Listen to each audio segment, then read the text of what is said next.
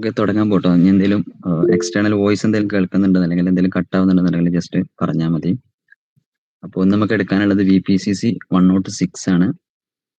Development of psychological thought. Okay, screen visible അല്ലേ?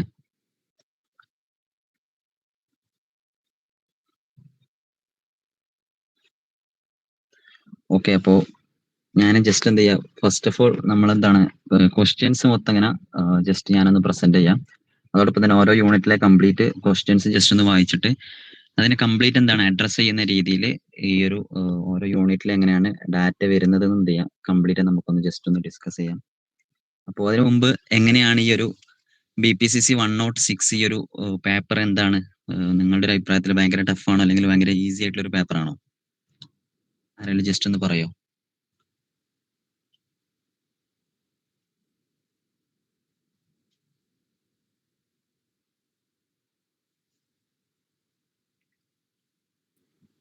അപ്പൊ ഭയങ്കര ടഫാ. ഓക്കെ, അപ്പോൾ ഇതെന്താണ് വളരെ ഇമ്പോർട്ടന്റ് ആയിട്ടുള്ള ആസ് എ സൈക്കോളജി സ്റ്റുഡന്റ് നിങ്ങൾ എന്താണ് നിങ്ങളുടെ കരിയറിൽ അല്ലെങ്കിൽ സെക്കൻഡ് ഇയറിൽ നിങ്ങൾ എന്താണ് വളരെ ഇമ്പോർട്ടന്റ് ആയിട്ട് അണ്ടർസ്റ്റാൻഡ് ചെയ്യേണ്ട അല്ലെങ്കിൽ കംപ്ലീറ്റ് നിങ്ങൾ എന്താണ് ഇതിൽ പറയുന്ന ഈച്ച് ആൻഡ് എവരി പോയിന്റ് നിങ്ങൾ എന്താണ് മസ്റ്റ് ആയിട്ട് പഠിക്കേണ്ട അല്ലെങ്കിൽ മനസ്സിലാക്കേണ്ട ഒരു പേപ്പറാണ് ഡെവലപ്മെന്റ് ഓഫ് സൈക്കോളജിക്കൽ തോട്ട് എന്ന് പറയുന്നത്. ഫസ്റ്റ് ഓഫ് ഓൾ ഈ ഒരു പേപ്പർ കൊണ്ട് ഉദ്ദേശിക്കുന്നത് അതായത് എന്താണ് സൈക്കോളജി ഏത് കാലം മുതൽക്കാണ് അല്ലെങ്കിൽ സൈക്കോളജി ഡെവലപ്പ് ചെയ്തിട്ടുള്ള ആ ഒരു കംപ്ലീറ്റ് ഒരു കോണ്ടക്ച്വൽ സാധനമാണ് ഇതിൽ പറയുന്നത്. ഇപ്പൊ എന്താണ് ഹിസ്റ്റോറിക്കലി എങ്ങനെയാണ് സൈക്കോളജി ഉണ്ടായിട്ടുള്ളത് അല്ലെങ്കിൽ ഈ ഒരു മോഡേൺ സൈക്കോളജി ഉണ്ട്. അപ്പൊ നമ്മൾ ഈ പറയുന്ന മോഡേൺ സൈക്കോളജിയിൽ ഏത് കാലം മുതൽക്കാണ് അല്ലെങ്കിൽ എങ്ങനെയാണ് ഈ ഒരു മോഡേൺ സൈക്കോളജി ഉണ്ടായിട്ടുള്ളത് എന്നുള്ളതിനെ കുറിച്ചാണ് കംപ്ലീറ്റ് ഇതിൽ പറയുന്നത്. അപ്പൊ ഇതിൽ മെയിൻ ആയിട്ട് ഫോക്കസ് ചെയ്യുന്നത് എന്താണ് ഓരോരോ കോൺട്രിബ്യൂഷൻസ് ആരൊക്കെയാണ്, എന്താണ് മെയിൻ ആയിട്ടുള്ള ഫിഗേഴ്സ് ആരൊക്കെയാണ്, അവരുടെ കോൺട്രിബ്യൂഷൻസ് എന്തൊക്കെയാണ്, പിന്നെ അതുപോലെ തന്നെ എങ്ങനെയൊക്കെയാണ് സൈക്കോളജിയിൽ എന്താണ് നമ്മൾ പറയുന്ന സ്കൂൾസ് ഓഫ് സൈക്കോളജി ഉണ്ട്, സ്ട്രക്ചറലിസം, ഫങ്ഷണലിസം. അപ്പൊ ആ സ്കൂൾസ് ഒക്കെ എങ്ങനെയൊക്കെയാണ് ഉണ്ടായിട്ടുള്ളത് എന്നുള്ളതിനെ കുറിച്ചാണ് ഇതിൽ പറയുന്നത്. സോ വളരെ എന്താണ് ഇമ്പോർട്ടന്റ് ആയിട്ടുള്ള അല്ലെങ്കിൽ എന്താണ് വേണമെങ്കിൽ എന്താണ് കുറച്ച് ടഫ് ആയിട്ടുള്ള ഒരു പേപ്പർ തന്നെയാണ് നമ്മുടെ ഡെവലപ്മെന്റ് ഓഫ് സൈക്കോളജിക്കൽ തോട്ട് എന്നുള്ളത്. അപ്പൊ നമുക്ക് ഫസ്റ്റ് ചാപ്റ്ററിലേക്ക് പോവാം. അപ്പൊ ഞാൻ എന്താണ് ഇങ്ങനെ സ്പീഡിൽ കംപ്ലീറ്റ് എന്താണ് ഒരു ഓൾ ഓവർ കംപ്ലീറ്റ് ഒരു ഡാറ്റ ഞാനിങ്ങനെ പറഞ്ഞു പോകും. നിങ്ങൾ എന്ത് ചെയ്യുക, മാക്സിമം നിങ്ങൾ ശ്രദ്ധിക്കുക. അതോടൊപ്പം തന്നെ നിങ്ങൾ എല്ലാ ക്വസ്റ്റ്യൻസും അതിന്റെ പോയിന്റ്സ് ഒക്കെ എന്ത് ചെയ്യുക, അതേ പറയുന്ന സെയിം ടൈമിൽ നിങ്ങൾ എന്ത് ചെയ്യുക, എഴുതി വെക്കാൻ വേണ്ടി ശ്രമിക്കാം. എഴുതി വെച്ചാൽ മാത്രം നിങ്ങൾക്ക് നാളെ എന്ത് ചെയ്യാൻ പറ്റുള്ളൂ, എക്സാമിൽ കുറച്ചും കൂടി ഈസി ആയിട്ട് അപ്ലൈ ചെയ്യാൻ വേണ്ടി പറ്റുള്ളൂ. പിന്നെ എന്തെങ്കിലും ഡൗട്ട് ഉണ്ടെന്നുണ്ടെങ്കിൽ നിങ്ങൾ എന്ത് ചെയ്താൽ മതി, ക്ലാസ്സിന്റെ ഇടയിൽ എന്ത് ചെയ്താൽ മതി, ജസ്റ്റ് ഒന്ന് ചോദിച്ചാൽ മതി. ഓക്കെ, അപ്പോൾ നമുക്ക് first chapter historical and philosophical context of psychological thought എന്നുള്ളതാണ് ഫസ്റ്റ് ചാപ്റ്റർ. അപ്പൊ ഇതിൽ വരുന്ന ഒരു 2 ക്വസ്റ്റ്യൻസ് എന്ന് പറയുന്നത് discuss the philosophical context and historical perspectives in developmental psychology. Okay, ഇതാണ് ഫസ്റ്റ് ക്വസ്റ്റ്യൻ വരുന്നത്. ആൻഡ് നെക്സ്റ്റ് ക്വസ്റ്റ്യൻ വരുന്നത് trace the historical trend that led to the development of Watsonian behaviourism എന്നുള്ള ഒരു ക്വസ്റ്റ്യൻ ആണ്. അപ്പോൾ ഇതിൽ നിങ്ങൾ മെയിൻ ആയിട്ട് നോക്കേണ്ടത് ഒരു ഹിസ്റ്റോറിക് ഓഫ് സൈക്കോളജി അല്ലെങ്കിൽ എന്താണ് സൈക്കോളജി ഡിറൈവ് ചെയ്തിട്ടുള്ള ആ ഒരു കോണ്ടെക്സ്റ്റിനെ കുറിച്ചാണ് ചോദിക്കുന്നത്. അപ്പോൾ ഒരിക്കലും നമ്മൾ എന്ത് ചെയ്യരുത്, ഒരു 18th സെഞ്ചുറി അല്ലെങ്കിൽ ഒരു 19th സെഞ്ചുറിയെ മാത്രം ഫോക്കസ് ചെയ്തുകൊണ്ട് എഴുതരുത്. പണ്ട് കാലം മുതൽക്കേ എന്ത് ചെയ്യുന്നുണ്ട്, സൈക്കോളജി ഉണ്ട്. ഓക്കെ, അപ്പൊ അതെന്താണ് പണ്ട് കാലത്ത് സൈക്കോളജി ഉണ്ടായിരുന്നത് ഒന്ന് ഫിലോസഫിയിലായിരുന്നു, രണ്ടാമത്തെ എന്താണ് നമ്മളൊരു ബയോളജി അല്ലെങ്കിൽ എന്താണ് ഫിസിയോളജിയും ഫിലോസഫിയൊക്കെയാണ് സൈക്കോളജി ഡിറൈവ് ചെയ്തിട്ടുള്ള 2 ഫീൽഡ് ഓഫ് സ്റ്റഡി എന്ന് പറയുന്നത്. അപ്പോൾ എങ്ങനെയാണ് ഒരു മോഡേൺ സൈക്കോളജിയിലേക്ക് എത്തിയെന്ന് നോക്കുന്ന സമയത്ത് നമുക്കറിയാം, മനുഷ്യന്മാരുള്ള കാലം മുതൽക്ക് തന്നെ മനുഷ്യന്മാർ എന്ത് ചെയ്യുന്നുണ്ട്, മനുഷ്യനെ കുറിച്ച് പഠിക്കുന്നുണ്ട്, മനുഷ്യന്റെ സ്വഭാവത്തെ കുറിച്ച് പഠിക്കുന്നുണ്ട്, മനുഷ്യന്റെ എന്താണ് നമുക്കറിയാം സോളിനെ കുറിച്ച് പഠിക്കുന്നുണ്ട്, മൈൻഡിനെ കുറിച്ച് പഠിക്കുന്നുണ്ട്. ബട്ട് അന്നൊക്കെ എന്തായിരുന്നു, ഒരിക്കലും നമ്മൾ എന്താണ് ഒരു സിസ്റ്റമാറ്റിക് ആയിട്ടുള്ള സ്റ്റഡി അല്ല, അല്ലെങ്കിൽ ഒരു ഒബ്സർവ്ഡ് ആയിട്ടുള്ള അല്ലെങ്കിൽ ഒരു എംപിരിക്കൽ ആയിട്ടുള്ള സ്റ്റഡി ആയിരുന്നില്ല. പകരം എന്താണ് ഓരോരുത്തർ എന്താണ് അവരുടെ എന്താണ് ഐഡിയോളജിക്കൽ ആയിട്ട് പറയുന്ന ഒരു രീതിയായിരുന്നു പണ്ട് കാലം മുതൽക്കേ ഉണ്ടായിരുന്നത്.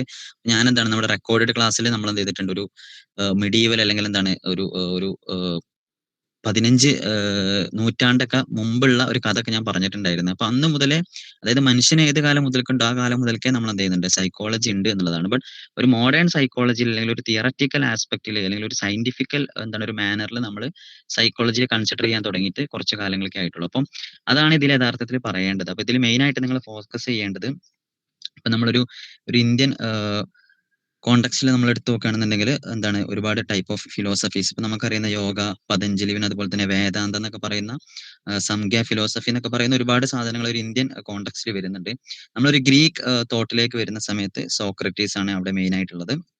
എന്താണ് 470 ടു എന്താണ് 470 BC-യിലാണ് സോക്രട്ടീസ് വരുന്നത്. അപ്പോൾ സോക്രട്ടീസിന്റെ ഒരുപാട് ഫിലോസഫിക്കൽ ആയിട്ടുള്ള കോൺട്രിബ്യൂഷൻസ് സൈക്കോളജിയിലുണ്ട്. പിന്നെ നമ്മൾ നെക്സ്റ്റ് നോക്കുകയാണെന്നുണ്ടെങ്കിൽ പ്ലാറ്റോ വരുന്നുണ്ട്. അപ്പോൾ പ്ലാറ്റോന്റെ അടുത്ത് നോക്കുകയാണെന്നുണ്ടെങ്കിൽ ഡുവലിസം, നോ പ്ലാറ്റോ എന്താണ് mind as emotional and body to the superior എന്ന് പറഞ്ഞാൽ അങ്ങനെ എന്ത് ചെയ്യുന്നുണ്ട്, ഓരോ ആളുകൾ എന്ത് ചെയ്യുന്നുണ്ട്, അവരുടേതായ ഒരു കോൺട്രിബ്യൂഷൻസ് ചെയ്യുന്നുണ്ട്. അതായത് ഫിലോസഫിയിൽ ഗ്രീക്ക് തോട്ടിൽ നിന്ന് എന്ത് ചെയ്യുന്നുണ്ട്, ഡിറൈവ് ചെയ്യുന്നുണ്ട് എന്നുള്ളതാണ്. പിന്നെ നെക്സ്റ്റ് ആണ് അരിസ്റ്റോട്ടിൽ വരുന്നുണ്ട്.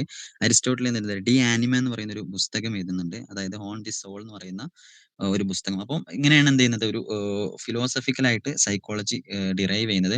അങ്ങനെ ഒരു ഗ്രീക്ക് ഫിലോസഫി, പിന്നെ അതുപോലെ തന്നെ ഇതിൽ അറബിക്ക് വരുന്നുണ്ട്. അതായത് നമ്മളെന്താണ് അവിസന്ന അങ്ങനെ തുടങ്ങിയിട്ടുള്ള ഒരുപാട് ആളുകളുടെ അറബിക് കോൺട്രിബ്യൂഷൻസ് വരുന്നുണ്ട്.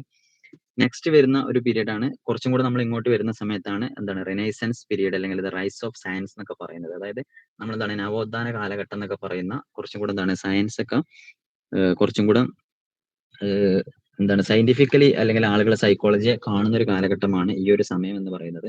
അപ്പൊ നിങ്ങൾ എന്ത് ചെയ്താൽ മതി, അങ്ങനെ അങ്ങനെ ഓരോ കാലഘട്ടങ്ങൾ എന്ത് ചെയ്യുക, എഴുതാ. ഇപ്പൊ ഗ്രീക്ക് എഴുതാം, അതുപോലെ തന്നെ മെഡീവൽ, ഇസ്ലാം, അങ്ങനെ ഓരോ കാലഘട്ടങ്ങളും നിങ്ങൾ എന്ത് ചെയ്യുക, എഴുതാ. എന്നിട്ടും തന്നെ അതിൽ വരുന്ന മെയിൻ ആയിട്ടുള്ള ആളുകൾ, പിന്നെ അതുപോലെ തന്നെ അവരുടെ കോൺട്രിബ്യൂഷൻസ് എഴുതാം. പിന്നെ ഇതിൽ വരുന്നതാണ് ഇപ്പൊ റെനെ ഡെക്കാർട്ട്. അപ്പൊ നിങ്ങൾ എന്താണ് കുറച്ച് ഇയറും കൂടെ നോക്കുകയാണെന്നുണ്ടെങ്കിൽ നിങ്ങൾക്ക് എന്താണ് ഇപ്പം ആ ഒരു ഇയറും കൂടെ ബേസ് ചെയ്ത് നിങ്ങൾക്ക് എന്ത് ചെയ്യാൻ പറ്റും, എഴുതാൻ വേണ്ടി പറ്റും. പിന്നെ അതുപോലെ തന്നെ ഇവരെന്താണ് മെയിൻ ആയിട്ടുള്ള ഇവരുടെ കോൺട്രിബ്യൂഷൻസ് നിങ്ങൾക്ക് എന്ത് ചെയ്യാൻ പറ്റും, അഡ്രസ് ചെയ്ത് എഴുതാൻ വേണ്ടി പറ്റും. പിന്നെ ചാൾസ് ഡാർവിൻ നമുക്കറിയാം, 19th സെഞ്ചുറിയിലാണ് ചാൾസ് ഡാർവിൻ ഉണ്ടാവുന്നത്. അപ്പൊ ചാൾസ് ഡാർവിന്റെ നാച്ചുറൽ സെലക്ഷൻ, പിന്നെ അതുപോലെ തന്നെ അത് ബിഹേവിയറിസത്തിലേക്ക് കാരണമാകുന്നു. അപ്പൊ അങ്ങനെ ഒരുപാട് സാധനങ്ങൾ എന്ത് ചെയ്യുന്നുണ്ട്, സൈക്കോളജിയുടെ എവല്യൂഷനും എന്ത് ചെയ്യുന്നുണ്ട്, ബന്ധപ്പെടുന്നുണ്ട് എന്നുള്ളതാണ്. പിന്നെ അതുപോലെ തന്നെ നമ്മൾ എന്താണ് അങ്ങനെ വരുന്ന സമയത്ത് ചാൾസ് ഡാർവിൻ വരും, അവിടുന്ന് ഗാൾട്ടണിലേക്ക് എത്തുന്നുണ്ട്. നെക്സ്റ്റ് വരുന്ന ആളാണ് വില്യം വൂണ്ട്. വില്യം വൂണ്ടിൽ എന്താണ് ജർമ്മനിയിലെ ലെപ്സിക് ജർമ്മനിയിൽ എന്താണ് ഫസ്റ്റ് എക്സ്പെരിമെന്റൽ സൈക്കോളജിക്കൽ ലാബ് ഉണ്ടാക്കുന്നത് മുതൽക്കാണ് നമ്മൾ എന്ത് ചെയ്യുന്നത്, സൈക്കോളജി ഒരു സയന്റിഫിക് ഫീൽഡ് ആയിട്ട് നമ്മൾ കൺസിഡർ ചെയ്യുന്നത്.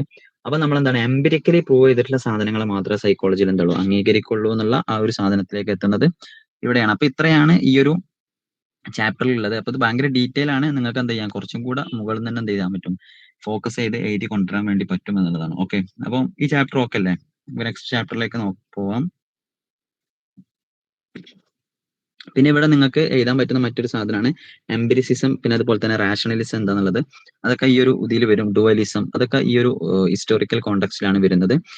റാഷണലിസം എന്ന് പറഞ്ഞാൽ നമുക്കറിയാം നമ്മൾ എന്താണ് ലാംഗ്വേജ്, അതായത് നോളജിന്റെ സോഴ്സ് എന്ന് പറയുന്നത് എന്താണ്, നമ്മുടെ റീസൺ അല്ലെങ്കിൽ നമ്മുടെ ഒരു ഐഡിയോളജി, നമ്മുടെ ഒരു ലോജിക്കൽ സാധനത്തിനെയാണ് നമ്മൾ റാഷണലിസം. എംപിരിലിസം എന്ന് പറയുന്ന സമയത്ത് നമ്മുടെ സെൻസറി എക്സ്പീരിയൻസ് അല്ലെങ്കിൽ ഒബ്സർവബിൾ ആയിട്ടുള്ള കാര്യങ്ങളിലൂടെ മാത്രമാണ് നോളജ് വരുന്നത് എന്നുള്ളൊരു സാധനമാണ് എംപിരിസിസം. അപ്പൊ അതൊക്കെ വരുന്നത് ഈ ഒരു ഫിലോസഫിക്കൽ കോണ്ടെക്സ്റ്റിലാണ്.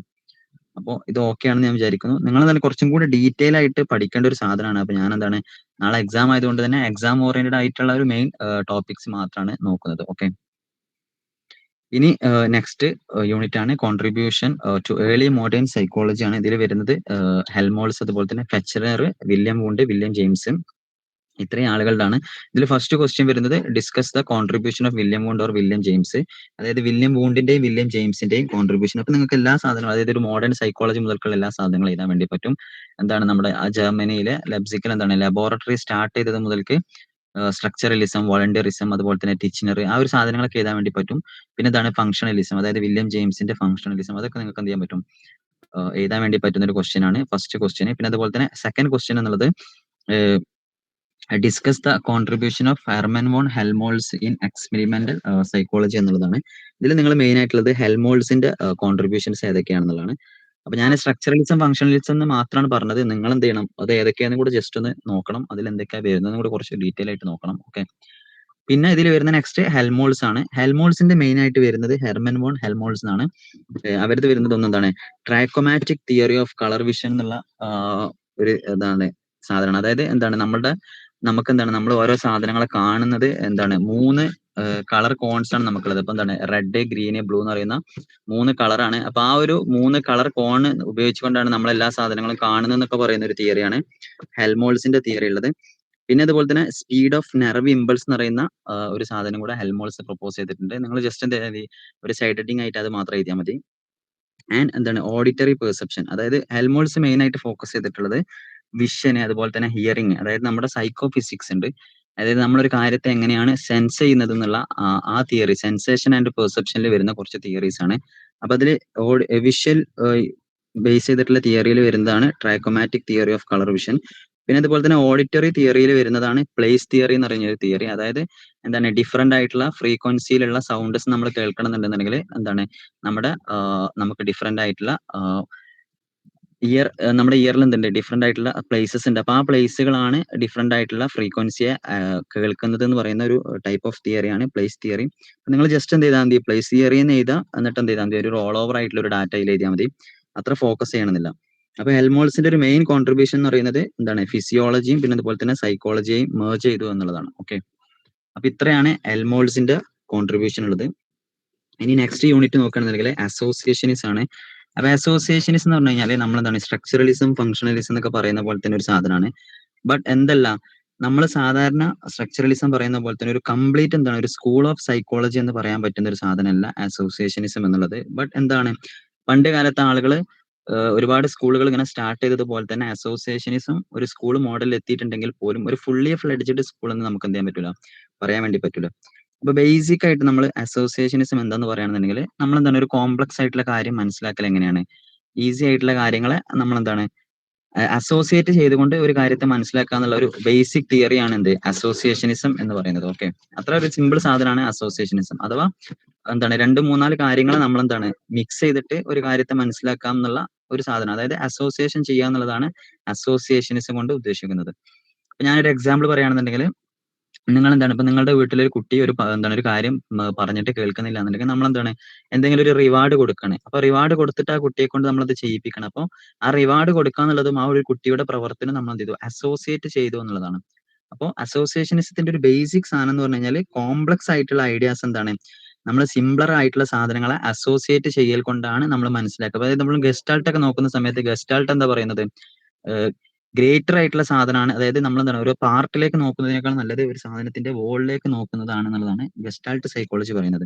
നമ്മൾ നേരെ തിരിച്ച് അസോസിയേഷനിലേക്ക് വരുന്ന സമയത്ത് ഒരു വോൾ സാധനം നമ്മൾ പഠിക്കുന്നതിന് പകരം അതിനെന്താണ്, അതിന്റെ പാർട്ട് ആക്കിയിട്ട് നമ്മളൊരു കാര്യത്തെ മനസ്സിലാക്കുക എന്നുള്ള ഒരു കോർ ഐഡിയ ആണ് ഈ ഒരു ഗസ്റ്റാൾട്ട് സൈക്കോളജിയിൽ വരുന്നത്, അല്ല അസോസിയേഷനിസത്തിൽ വരുന്നത്. ഓക്കെ, പിന്നെ ഇതിൽ വരുന്ന ഒന്ന് ഹെർമൻ ഹെബിംഗസ് ആണ്, പിന്നെ അതുപോലെ തന്നെ തൊണ്ടൈക്കിന്റെ ഒക്കെ കോൺട്രിബ്യൂഷൻസ് ആണ്. അപ്പൊ ഇതിൽ ഒരുപാട് ആളുകൾ വരുന്നുണ്ട്, നിങ്ങൾ എന്ത് ചെയ്താൽ മതി, ജസ്റ്റ് ഒന്ന് നോട്ട് ചെയ്താൽ മതി. ഇപ്പോ എന്താണ്, ഹെബിംഗസ് ഒക്കെ നോക്കുകയാണെന്നുണ്ടെങ്കിൽ എന്താണ്, മെമ്മറിനെ കുറിച്ച് പഠിച്ചു, പിന്നെ അതുപോലെ തന്നെ ലേണിങ്ങിനെ കുറിച്ചൊക്കെ പഠിച്ച ആളാണ് ഹെബിംഗസ്.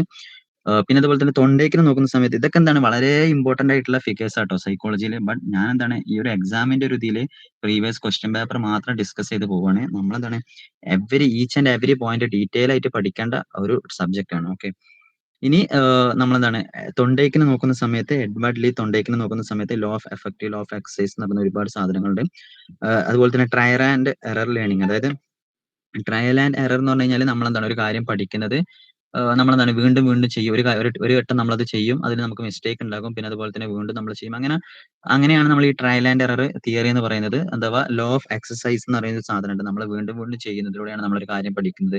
പിന്നെ അതുപോലെ തന്നെ ലോ ഓഫ് എഫക്റ്റ് ഉണ്ട്, അതായത് ഒരു കാര്യത്തോട് നമ്മൾ എത്രത്തോളം നമ്മളത് എഫക്ട് ചെയ്യുന്നു അതിനനുസരിച്ചായിരിക്കും നമ്മൾ ആ കാര്യം പഠിക്കാൻ എന്നൊക്കെയുള്ള കുറച്ച് സാധനങ്ങളാണ് തൊണ്ടേക്കിന്റെ സാധനങ്ങളത്. അപ്പൊ ഇതിലൊക്കെ വരുന്നത് എന്താണ്, ഈ ഒരു അസോസിയേഷനിസം അല്ലെങ്കിൽ ഒരു കണക്ഷനിസം ആണ് ഇവിടെയൊക്കെ വരുന്നത്. അപ്പൊ അത് ബേസിലാണ് നമ്മൾ എന്ത് ചെയ്യുന്നത്, ഈ ഒരു സാധനം ഇവിടെ പഠിക്കുന്നത്. ഓക്കെ, അപ്പൊ ഇത്രയാണ് അസോസിയേഷനിസത്തിലുള്ളത്.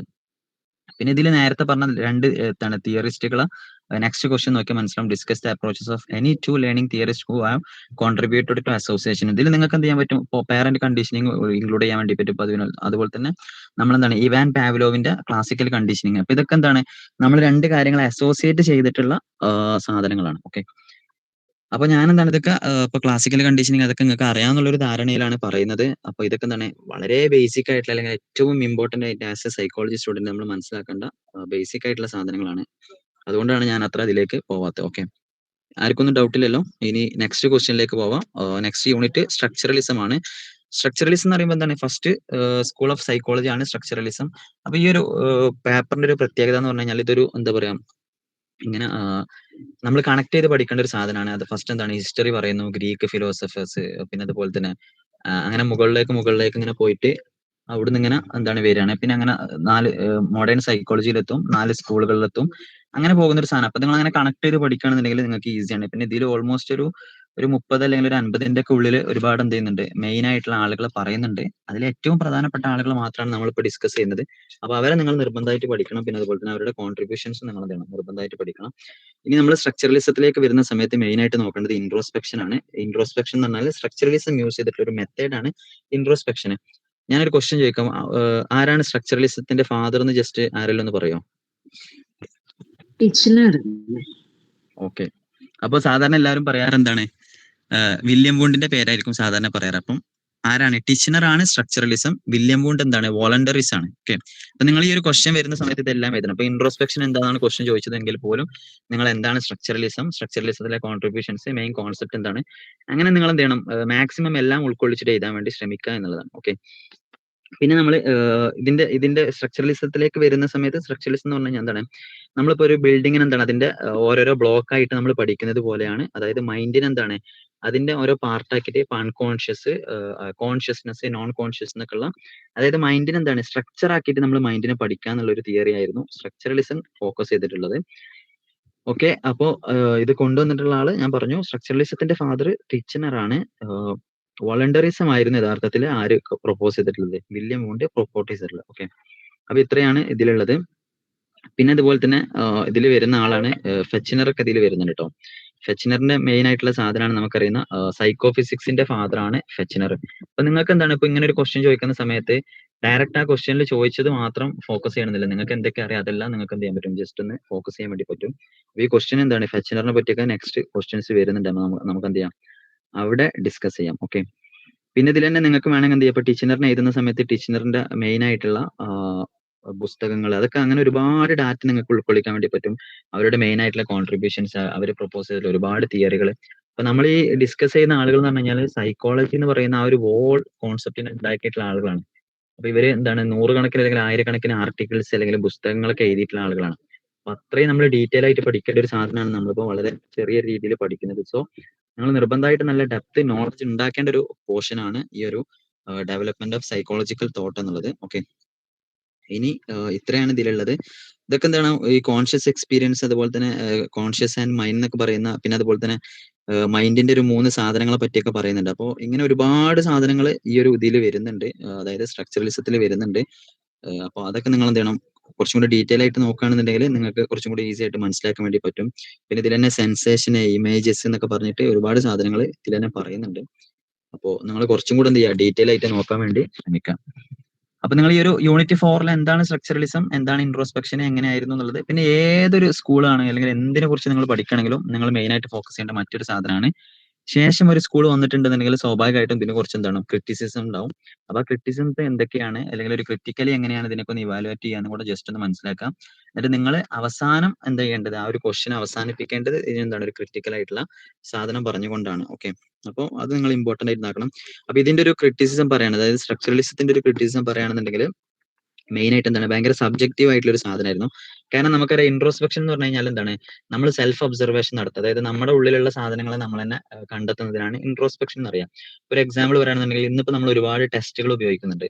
അപ്പൊ ആ ടെസ്റ്റിലേക്ക് എന്താണ് കുറെ ക്വസ്റ്റ്യൻസ് ഉണ്ടാകും. അപ്പൊ അതിന്റെ ഒരു എക്സാമ്പിൾ പറയുകയാണെന്നുണ്ടെങ്കിൽ നിങ്ങൾക്ക് എന്താണ്, നിങ്ങളിപ്പം ഒറ്റയ്ക്ക് ഇരിക്കുന്നതിനെ പറ്റി, അല്ലെങ്കിൽ നിങ്ങളൊരു വർക്ക് ഒറ്റയ്ക്ക് ചെയ്യുന്നതാണോ അല്ലെങ്കിൽ നിങ്ങൾ ഗ്രൂപ്പായിട്ട് ചെയ്യുന്നതാണോ എന്നൊക്കെയുള്ള ടൈപ്പ് ഓഫ് ഒരുപാട് ക്വസ്റ്റ്യൻസ് ഒക്കെ ഉപയോഗപ്പെടുത്തിയിട്ട് നമ്മൾ നമ്മുടെ ഉള്ളിലുള്ള സാധനത്തെ മനസ്സിലാക്കുന്നതിനാണ്, അതായത് സെൽഫ് ഒബ്സർവേഷൻ നടത്തുന്നതിനാണ് ഇൻട്രോസ്പെക്ഷൻ മെത്തേഡ് എന്ന് പറയാം. അപ്പൊ നമുക്കറിയാം അതൊരിക്കലും എന്തല്ല ഒരു സബ്ജക്റ്റീവ് സാധനമല്ല, അതൊരു ഒബ്ജക്റ്റീവ് ആയിട്ടുള്ളതാണ്. സോറി, ഒബ്ജക്റ്റീവ് അല്ല, ഭയങ്കര സബ്ജക്റ്റീവ് ആയിട്ടുള്ള ഒരു സാധനമാണ്. അപ്പോൾ അത് അതിന്റെ ഒരു വലിയൊരു പോരായ്മയാണ്, നമുക്ക് കാണാൻ പറ്റുന്നതല്ല നമ്മുടെ ഉള്ളിലുള്ള സാധനങ്ങൾ. പിന്നെ അതുപോലെ തന്നെ അതിന്റെ റിലയബിലിറ്റി എന്താണ്, വളരെ കുറവായിരിക്കും എന്നുള്ളതാണ്.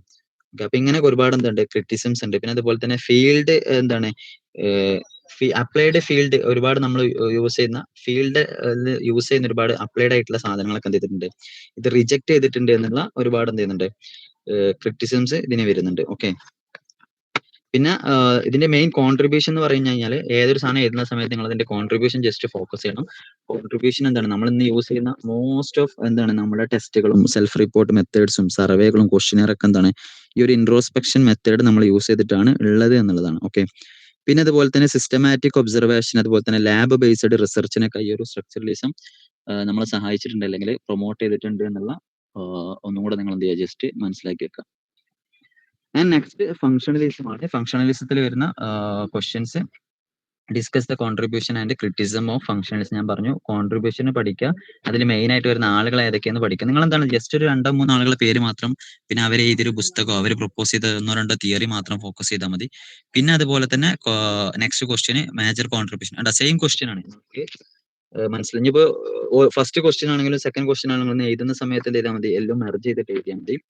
പിന്നെ ഇതെന്താണ് ഫങ്ഷണലിസം എന്ന് പറഞ്ഞു കഴിഞ്ഞാൽ മൈൻഡിന്റെ ഫംഗ്ഷൻ അല്ലെങ്കിൽ എന്താണ് പർപ്പസിനെ കുറിച്ച് പഠിക്കുക എന്നുള്ളതായിരുന്നു ഫങ്ഷണലിസം. അതായത് നമ്മുടെ മൈൻഡ് എൻവിറോൺമെന്റിൽ എങ്ങനെയാണ് വർക്ക് ചെയ്യുന്നത്, എങ്ങനെയാണ് അഡാപ്റ്റ് ചെയ്യുന്നത് എന്നുള്ളതിന്റെ ഫംഗ്ഷൻ അല്ലെങ്കിൽ എന്താണ് അതിന്റെ ഒരു പർപ്പസിനെ കുറിച്ച് പഠിക്കുക എന്നുള്ളതായിരുന്നു. ഇതിന്റെ ഫോണ്ടർ എന്താണ്, നമുക്കറിയാം ഫങ്ഷണലിസത്തിൽ മെയിൻ ആയിട്ട് വരുന്നത് എന്താണ് വില്യം ജെയിംസ് ആണ്. ഓക്കെ. ആൻഡ് നെക്സ്റ്റ് നമ്മൾ വരുന്ന സമയത്ത് വില്യം ജെയിംസ് ഒരിക്കലും എന്തല്ല, ഫോണ്ടർ എന്തല്ല വില്യം ജെയിംസ് അല്ല. വില്യം ജെയിംസ് എന്താണ് ഫാദർ ഓഫ് അമേരിക്കൻ സൈക്കോളജി ആണ് വില്യം ജെയിംസ് അറിയപ്പെടുന്നത്. അപ്പൊ അങ്ങനത്തെ നേരത്തെ ടിച്ചറിനൊക്കെ പറഞ്ഞതുപോലെ തന്നെ കുറച്ച് സാധനങ്ങളുണ്ട്, ഒരിക്കലും നിങ്ങൾ എന്ത് ചെയ്യരുത്, അങ്ങോട്ടും ഇങ്ങോട്ടും മാറരുത് എന്നുള്ളതാണ്. ഓക്കെ. ഇനി അപ്പൊ ഞാൻ പറഞ്ഞു ഫങ്ഷണലിസം മെയിൻ ആയിട്ട് വർക്ക് ചെയ്യുന്നത് എങ്ങനെയാണ്, നമ്മുടെ മൈൻഡിന്റെ ഫംഗ്ഷൻ എങ്ങനെയാണ് അല്ലെങ്കിൽ മൈൻഡിന്റെ പർപ്പസ് എന്താണ് എന്നുള്ളതായിരുന്നു ഇതിൽ മെയിൻ ആയിട്ടുള്ളത്. ഓക്കെ. ഇനി ഈ ഫങ്ഷണലിസം എങ്ങനെയാണ് ഉണ്ടായെന്ന് നോക്കുന്ന സമയത്ത് ഫങ്ഷണലിസത്തിന്റെ എന്താണ് ഇപ്പൊ ആന്റിസിഡൻസ് അഥവാ പൂർവികരായിട്ടുള്ള ആളുകൾ നോക്കുന്ന സമയത്ത് ചാൾസ് ഡാർവിൻ എന്ത് ചെയ്യുന്നുണ്ട്, ഇതിലൊരു ഇമ്പോർട്ടന്റ് സാധനമാണ്. കാരണം ചാൾസ് ഡാർവിനിൽ ഇൻഫ്ലുവൻസ് ചെയ്തിട്ടാണ് വില്യം ജെയിംസ് എന്ത് ചെയ്യുന്നത് ഈ ഒരു ഫങ്ഷണലിസം പ്രൊപ്പോസ് ചെയ്യുന്നത്. കാരണം എന്താണ്, ചാൾസ് ഡാർവിന്റെ നാച്ചുറൽ സെലക്ഷൻ, പിന്നെ അതുപോലെ തന്നെ നമുക്കറിയാം സർവൈവൽ ഓഫ് ഫിറ്റസ്റ്റ് എന്ന് പറയുന്ന ചാൾസ് ഡാർവിന്റെ ഒരു ഇമ്പോർട്ടന്റ് തിയറി ഉണ്ട്. അതായത് എന്താണ് കഴിവുള്ളവർ എന്ത് ചെയ്യുക, സർവൈവ് ചെയ്ത് വരിക എന്നുള്ളൊരു സാധനം. അതായത് നമ്മളെ ബിഹേവിയർ, നമ്മൾ എങ്ങനെയാണോ നമ്മളുടെ ചുറ്റുപാടിൽ ബിഹേവ് ചെയ്യുന്നത്, നമ്മൾ ഇടപെടുന്നത്, അതിനനുസരിച്ചിട്ടായിരിക്കും നമ്മൾ സർവൈവ് ചെയ്യുക. അപ്പോൾ ഒരാൾക്ക് എന്താണ് ഒരു സാധനത്തിൽ സർവൈവ് ചെയ്യാൻ പറ്റുന്നില്ല, അതായത് അയാൾക്ക് എന്ത് ചെയ്യാൻ പറ്റുന്നില്ല, ഒരു ക്രിട്ടിക്കൽ പീരിയഡിൽ എന്ത് ചെയ്യാൻ പറ്റുന്നില്ല, നല്ല രീതിയിൽ എങ്ങനെയാണോ ബിഹേവ് ചെയ്യേണ്ടത് അങ്ങനെ ബിഹേവ് ചെയ്യാൻ പറ്റിയിട്ടില്ല എന്നുണ്ടെങ്കിൽ സ്വാഭാവികമായിട്ടും അയാൾക്ക് എന്ത് ചെയ്യാൻ പറ്റില്ല, സർവൈവ് ചെയ്യാൻ പറ്റില്ല എന്നുള്ളൊരു തിയറി ആയിരുന്നു ഡാർവിന്റെ തിയറി. അപ്പം അതിൽ നിന്നൊക്കെ ഇൻഫ്ലുവൻസ് ചെയ്തിട്ടാണ് വില്യം ജെയിംസ് ഫങ്ഷണലിസം പ്രൊപ്പോസ് ചെയ്യുന്നത്. പിന്നെ അതുപോലെ തന്നെ ഗാൽട്ടൺ ഉണ്ട്, അതായത് ഡാർവിന്റെ കസിന്. അപ്പം അവരൊക്കെ എന്താണ് ഇൻഫ്ലുവൻസ് ചെയ്തിട്ടാണ് ഈ ഒരു ഫങ്ഷണലിസം പ്രൊപ്പോസ് ചെയ്യുന്നത്. അപ്പൊ അത് നിങ്ങൾ എന്ത് ചെയ്യണം, ഇമ്പോർട്ടന്റ് ആയിട്ട് മനസ്സിലാക്കി വെക്കണം. പിന്നെ വില്യം ജെയിംസ് എഴുതിയൊരു പുസ്തകമാണ് ഇത് പ്രിൻസിപ്പിൾസ് ഓഫ് സൈക്കോളജി 2P, അതായത് PP എന്ന് സാധാരണ 3. മറ്റൊരു പുസ്തകമുണ്ട് PPP എന്ന് പറയുന്ന. അപ്പൊ ഇതെന്താണ് 2P ആണ് വരുന്നത്. അത് നിങ്ങൾ അങ്ങനെ തന്നെ നോട്ട് ചെയ്ത് വെക്കണം. Principles of psychology William James ആണ്. അപ്പൊ നിങ്ങൾ ഈ ഒരു ക്വസ്റ്റ്യൻ ചോദിക്കുന്ന സമയത്ത് നിങ്ങൾക്ക് എന്ത് ചെയ്യാൻ പറ്റും, അതൊക്കെ ജസ്റ്റ് അതിൽ എന്ത് ചെയ്യാൻ പറ്റും, ആഡ് ചെയ്യാൻ വേണ്ടി പറ്റും. പിന്നെ അതിലെന്ത് ചെയ്യുന്നുണ്ട്, ഒരുപാട് ആളുകൾ പറയുന്നുണ്ട്. ഇപ്പൊ അത് ഷിക്കാഗോ സ്കൂൾ, അതായത് ഷിക്കാഗോ സ്കൂളുമായി റിലേറ്റ് ചെയ്തിട്ട് എങ്ങനെയാണ് ഫങ്ഷണലിസത്തിൽ ഇത് ഉണ്ടായത് എന്നൊക്കെ പറയുന്നുണ്ട്. അതായത് കോൺട്രിബ്യൂഷൻസ് അതിൽ ജോൺ ഡെവി, പിന്നെ അതുപോലെ തന്നെ ജെയിംസ് റോലൻഡ് ഏഞ്ചൽ, ഹാർവി കാർ എന്നൊക്കെ പറയുന്ന വളരെ പ്രധാനപ്പെട്ട ഒരുപാട് ആളുകളൊക്കെ അതിലും വരുന്നുണ്ട്. സോ നിങ്ങൾ എന്ത് ചെയ്യുക, അതൊക്കെ ജസ്റ്റ് ഒന്ന് നോട്ട് ചെയ്ത് വെക്കുക. കുറച്ചും കൂടെ ഡെപ്ത് ആയിട്ട് എഴുതാൻ വേണ്ടി നോക്കുക എന്നുള്ളതാണ്. പിന്നെ ഇതിലെന്താണ് നമ്മളെ SRO മോഡൽ എന്ന് പറയുന്നത്, അതായത് സ്റ്റിമുലസ് ഓർഗാനിസം റെസ്പോൺസ് പറയുന്ന SR മോഡൽ അല്ലെങ്കിൽ SOR മോഡൽ എന്ന് പറയുന്ന ഒരു സാധനമൊക്കെ ഇതിലാണ് വരുന്നത്. ഓക്കെ. പിന്നെ ഇതിന്റെ ക്രിറ്റിസിസം നോക്കുന്ന സമയത്ത് എന്താണ്, സ്ട്രക്ചർ വളരെ ലാക്ക് ഓഫ് സ്ട്രക്ചർ ആയിരുന്നു. അതായത് എന്താണ്, തിയറീസ് ഒക്കെ പലരും പല തിയറീസ് ആണ്, ഒരു യൂണിഫൈഡ് ആയിട്ടുള്ള തിയറീസ് അല്ലായിരുന്നു എന്നുള്ളതാണ്. പിന്നെ അതുപോലെ തന്നെ ഭയങ്കര ബ്രോഡ് ആയിരുന്നു ഈ ഒരു ഫങ്ഷണലിസത്തെ പറ്റി പറഞ്ഞിട്ടുള്ളത്. പിന്നെ സയന്റിഫിക്കലി അത്ര എന്താണ് ഇമ്പോർട്ടന്റ് ആയിട്ട് അല്ലെങ്കിൽ സയന്റിഫിക്കലി അത്ര പ്രൂവ് ചെയ്ത സാധനങ്ങളല്ലായിരുന്നു എന്നുള്ളതാണ് നെക്സ്റ്റ് ഒരു ഇത്. അതായത് അപ്ലൈഡ് ആയിട്ടുള്ള പ്രോബ്ലംസിനെ മാത്രമായിരുന്നു ഫോക്കസ് ചെയ്തിട്ടുള്ളത്. ഓക്കെ. ആൻഡ് ഏറ്റവും വലിയൊരു രസം, ഈ ഓരോ സ്കൂളുകളും വരും അത് ഡെവലപ്പ് ചെയ്യാൻ വേണ്ടി ശ്രമിക്കുന്ന സമയത്താണ് മറ്റൊരു സ്കൂൾ ഉണ്ടാവുന്നത്. അതുപോലെ തന്നെയായിരുന്നു ഫങ്ഷണലിസത്തിന്റെ ഒരു അവസ്ഥയും. അതായത് അതിനെ എന്ത് ചെയ്തു, ബിഹേവിയറിസത്തിലേക്ക് ഡോർ തുറന്നു എന്നുള്ളതാണ്. അപ്പം ബിഹേവിയറിസം ഉണ്ടാവുന്നതോടുകൂടി ഫങ്ഷണലിസം എന്ത് ചെയ്തിട്ടുണ്ട്, അതിന്റെ പ്രാധാന്യം നഷ്ടപ്പെട്ടു. അപ്പൊ ഇത്രയാണ് ഈ ഒരു ചാപ്റ്ററിൽ ഉള്ളത്, ഫങ്ഷണലിസം എന്ന് പറയുന്ന ഒരു ചാപ്റ്ററിൽ ഉള്ളത്. ഓക്കെ. ഇനി നെക്സ്റ്റ് 6th ആണ്, യൂണിറ്റ് 6 ആണ്. ഇതിൽ വരുന്നത് സൈക്കോ അനാലിസിസ് ആണ്. ഓക്കെ. അപ്പോൾ നിങ്ങൾക്ക് എല്ലാവർക്കും അറിയാമെന്നാണ് ഞാൻ മനസ്സിലാക്കുന്നത്. സൈക്കോ അനാലിസിസ് എന്താണ്, നിങ്ങൾക്ക് വളരെ വ്യക്തമായിട്ട് അറിയുന്ന ഒരു സാധനമായിരിക്കും. എന്താണ് ഫ്രോയിഡിന്റെ സൈക്കോഅനാലിസിസ് ഇവാലുവേറ്റ് ചെയ്യാൻ. നമുക്കറിയാം എന്താണ് സൈക്കോളജിയിൽ തന്നെ ഏറ്റവും കൂടുതൽ ഒരു പ്രോമിനന്റ് ആയിട്ടുള്ള ആളാണ് സിഗ്മണ്ട് ഫ്രോയിഡ് എന്ന് പറയുന്നത്. ഇവൻ ഏതുവരെ, അതായത് നമ്മുടെ സൈക്കോളജിയുടെ ഫാദർ സിഗ്മണ്ട് ഫ്രോയിഡ് ആയിക്കൂടെ എന്ന് ചോദിക്കുന്ന തരത്തിൽ എന്ത് ചെയ്യുന്നുണ്ട്, ഡിബേറ്റുകൾ ഇന്നും നടന്നുകൊണ്ടിരിക്കുന്നുണ്ട്. അപ്പൊ അത്രയും എന്താണ് ഒരു പ്രോമിനന്റ് ആയിട്ടുള്ള ഫിഗർ തന്നെയാണ് സിഗ്മണ്ട് ഫ്രോയിഡ്. ബട്ട് സിഗ്മണ്ട് ഫ്രോയിഡിനെ ഏതൊരു സമയത്ത് നമ്മൾ എന്താണ് ക്രിറ്റിക്കലി ഇവാലുവേറ്റ് ചെയ്യാണ് ചെയ്യുക എന്നുള്ളതാണ് അതിന്റെ മറ്റൊരു രസം. ഈ രണ്ട് ക്വസ്റ്റ്യൻ നോക്കിയാൽ നിങ്ങൾക്ക് മനസ്സിലാകും. സൈക്കോ അനാലിസിസിനെ ക്രിറ്റിക്കലി ഇവാലുവേറ്റ് ചെയ്യാനാണ്, ഇതിന്റെ ഇമ്പാക്റ്റിനെ ക്രിറ്റിക്കലി ഇവാലുവേറ്റ് ചെയ്യാനാണ് ഫസ്റ്റത്തെ രണ്ട് ക്വസ്റ്റ്യൻസും. പിന്നെ മൂന്നാമത്തെ ക്വസ്റ്റ്യൻ ഇതിന്റെ ഒരു ഡെവലപ്മെന്റ് എങ്ങനെയാണെന്നുള്ളത്. അപ്പൊ ഈ ഡെവലപ്മെന്റ് നിങ്ങൾ ഫോക്കസ് ചെയ്യുന്ന സമയത്ത് എന്താണ് നിങ്ങൾക്ക് നമ്മളെന്താണ് ആ ഒരു ഹിസ്റ്ററി ഒക്കെ നോക്കാം. ഏത് കാലം മുതൽക്കാണ്. പിന്നെ അതുപോലെ തന്നെ കാൾ യൂങ്ങും അഡ്ലറും അതുപോലെ തന്നെ നമുക്കറിയുന്ന വെനസ്ഡേ സൈക്കോളജി എന്ന് പറയുന്ന ആ ഒരു വെനസ്ഡേ സൈക്കോളജി അസോസിയേഷൻ. അപ്പോൾ ആ ഒരു സാധനങ്ങളൊക്കെയാണ് അവിടെ ആ ഒരു ഡെവലപ്മെന്റിൽ വരുന്നത്. അത് നല്ല രസകരമായിട്ടുള്ള ഒരു ഹിസ്റ്ററിയാണ്. പിന്നെ അതുപോലെ തന്നെ സിഗ്മണ്ട് ഫ്രോയിഡ് എന്തായിരുന്നു, ഒരു ഫിസിഷ്യൻ ആയിരുന്നു. പിന്നീടാണ് അയാൾ ഇതിലേക്ക് വരുന്നത്. അപ്പോൾ അദ്ദേഹത്തിന്റെ അടുത്ത് എന്താണ് ഒരു രോഗി വരുന്ന ഒരു കഥ ഒക്കെ ഉണ്ടല്ലോ, അതായത് ഒരു അന്ന എന്ന് പറയുന്ന ഒരു സ്ത്രീ വരികയും അവർക്ക് ഹിസ്റ്റീരിയ ആണെന്ന് കണ്ടെത്തുന്നത്. അപ്പൊ ആ ഒരു കുറച്ച് സാധനങ്ങളാണ് നിങ്ങൾ അവിടെ ഫോക്കസ് ചെയ്ത് എഴുതേണ്ടത്. ഞാൻ എന്ത് ചെയ്യുന്നില്ല, അത് ഡീറ്റെയിൽ ആയിട്ട് പറയുന്നില്ല. അപ്പൊ psycho analysis Sigmund Freud develop ചെയ്യുന്നത് 1895 മെയിൻ ആയിട്ട് ഇത് ഫോക്കസ് ചെയ്യുന്നത് അൺകോൺഷ്യസ് മൈൻഡ്, ചൈൽഡ്ഹുഡ് എക്സ്പീരിയൻസ്, അതുപോലെ തന്നെ നമ്മുടെ ഉള്ളിലുള്ള ഇൻസ്റ്റിക്ച്വൽ ഡ്രൈവുകൾ. പിന്നെ മറ്റൊരു മെയിൻ സാധനം സെക്ഷുവാലിറ്റിയെ മെയിൻ ആയിട്ട് ഫോക്കസ് ചെയ്തു. ഇപ്പൊ ലിബിഡോ എന്നൊക്കെ പറയുന്ന അങ്ങനെ ഒരുപാട് സാധനങ്ങൾ ഉണ്ട്. അതായത് നമ്മുടെ ഉള്ളിലുള്ള ഒരു എനർജിയെ പറ്റിയായിരുന്നു, അൺകോൺഷ്യസ് ആയിട്ടുള്ള കുറെ സാധനങ്ങളെ പറ്റിയായിരുന്നു സിഗ്മണ്ട് ഫ്രോയിഡ് ഫോക്കസ് ചെയ്തിട്ടുള്ളത്. നിങ്ങൾ എന്താണ് നിർബന്ധമായിട്ട് കംപ്ലീറ്റ് നിങ്ങൾ അറിഞ്ഞിരിക്കേണ്ട ഒരു സാധനമാണ് സിഗ്മണ്ട് ഫ്രോയിഡ്. പിന്നെ അതുപോലെ തന്നെ ഇതിൽ വരുന്നതാണ് structure of mind, structure of personality. നമുക്കറിയുന്ന id ego, super ego, conscious, unconscious, ഇതൊക്കെ നിങ്ങൾക്ക് എഴുതാൻ വേണ്ടി പറ്റും. ഡിഫൻസ് മെക്കാനിസം, ഈ സൈക്കോ അനാലിസിസിലാണ് ഇതൊക്കെ പെടുന്നത്. Okay, defence mechanism. അതുപോലെ തന്നെ സൈക്കോ സെക്ഷൽ സ്റ്റേജസ്, 5 സ്റ്റേജസ് ഏതൊക്കെയാണ്, അതിൽ വരുന്ന ഫിക്സേഷൻ. അപ്പൊ ഇതൊക്കെ നിങ്ങൾക്ക് എന്ത് ചെയ്യാൻ പറ്റും, ഇതിലെന്ത് ചെയ്യാൻ പറ്റും, എഴുതാൻ വേണ്ടി പറ്റും. പിന്നെ ഒരു ഡെവലപ്മെന്റ് നോക്കുന്ന സമയത്ത് നിങ്ങൾ ഇമ്പോർട്ടന്റ് ആയിട്ടുള്ള ഒരു മറ്റൊരു പോയിന്റ് ആണ് ഈ സൈക്കോളജിയിൽ നമ്മൾ എന്താണ് ഫസ്റ്റ് ഓഫ് ഓൾ നമ്മൾ പണ്ട് കാലങ്ങളിലൊക്കെ രോഗങ്ങളെ നമ്മൾ സൊമാറ്റിക് ആയിട്ടുള്ള രോഗങ്ങൾ മാത്രമായിരുന്നു, സൊമാറ്റിക് കോസസ് മാത്രമായിരുന്നു സൈക്കോളജിയിൽ നമ്മൾ ഫോക്കസ് ചെയ്തത്.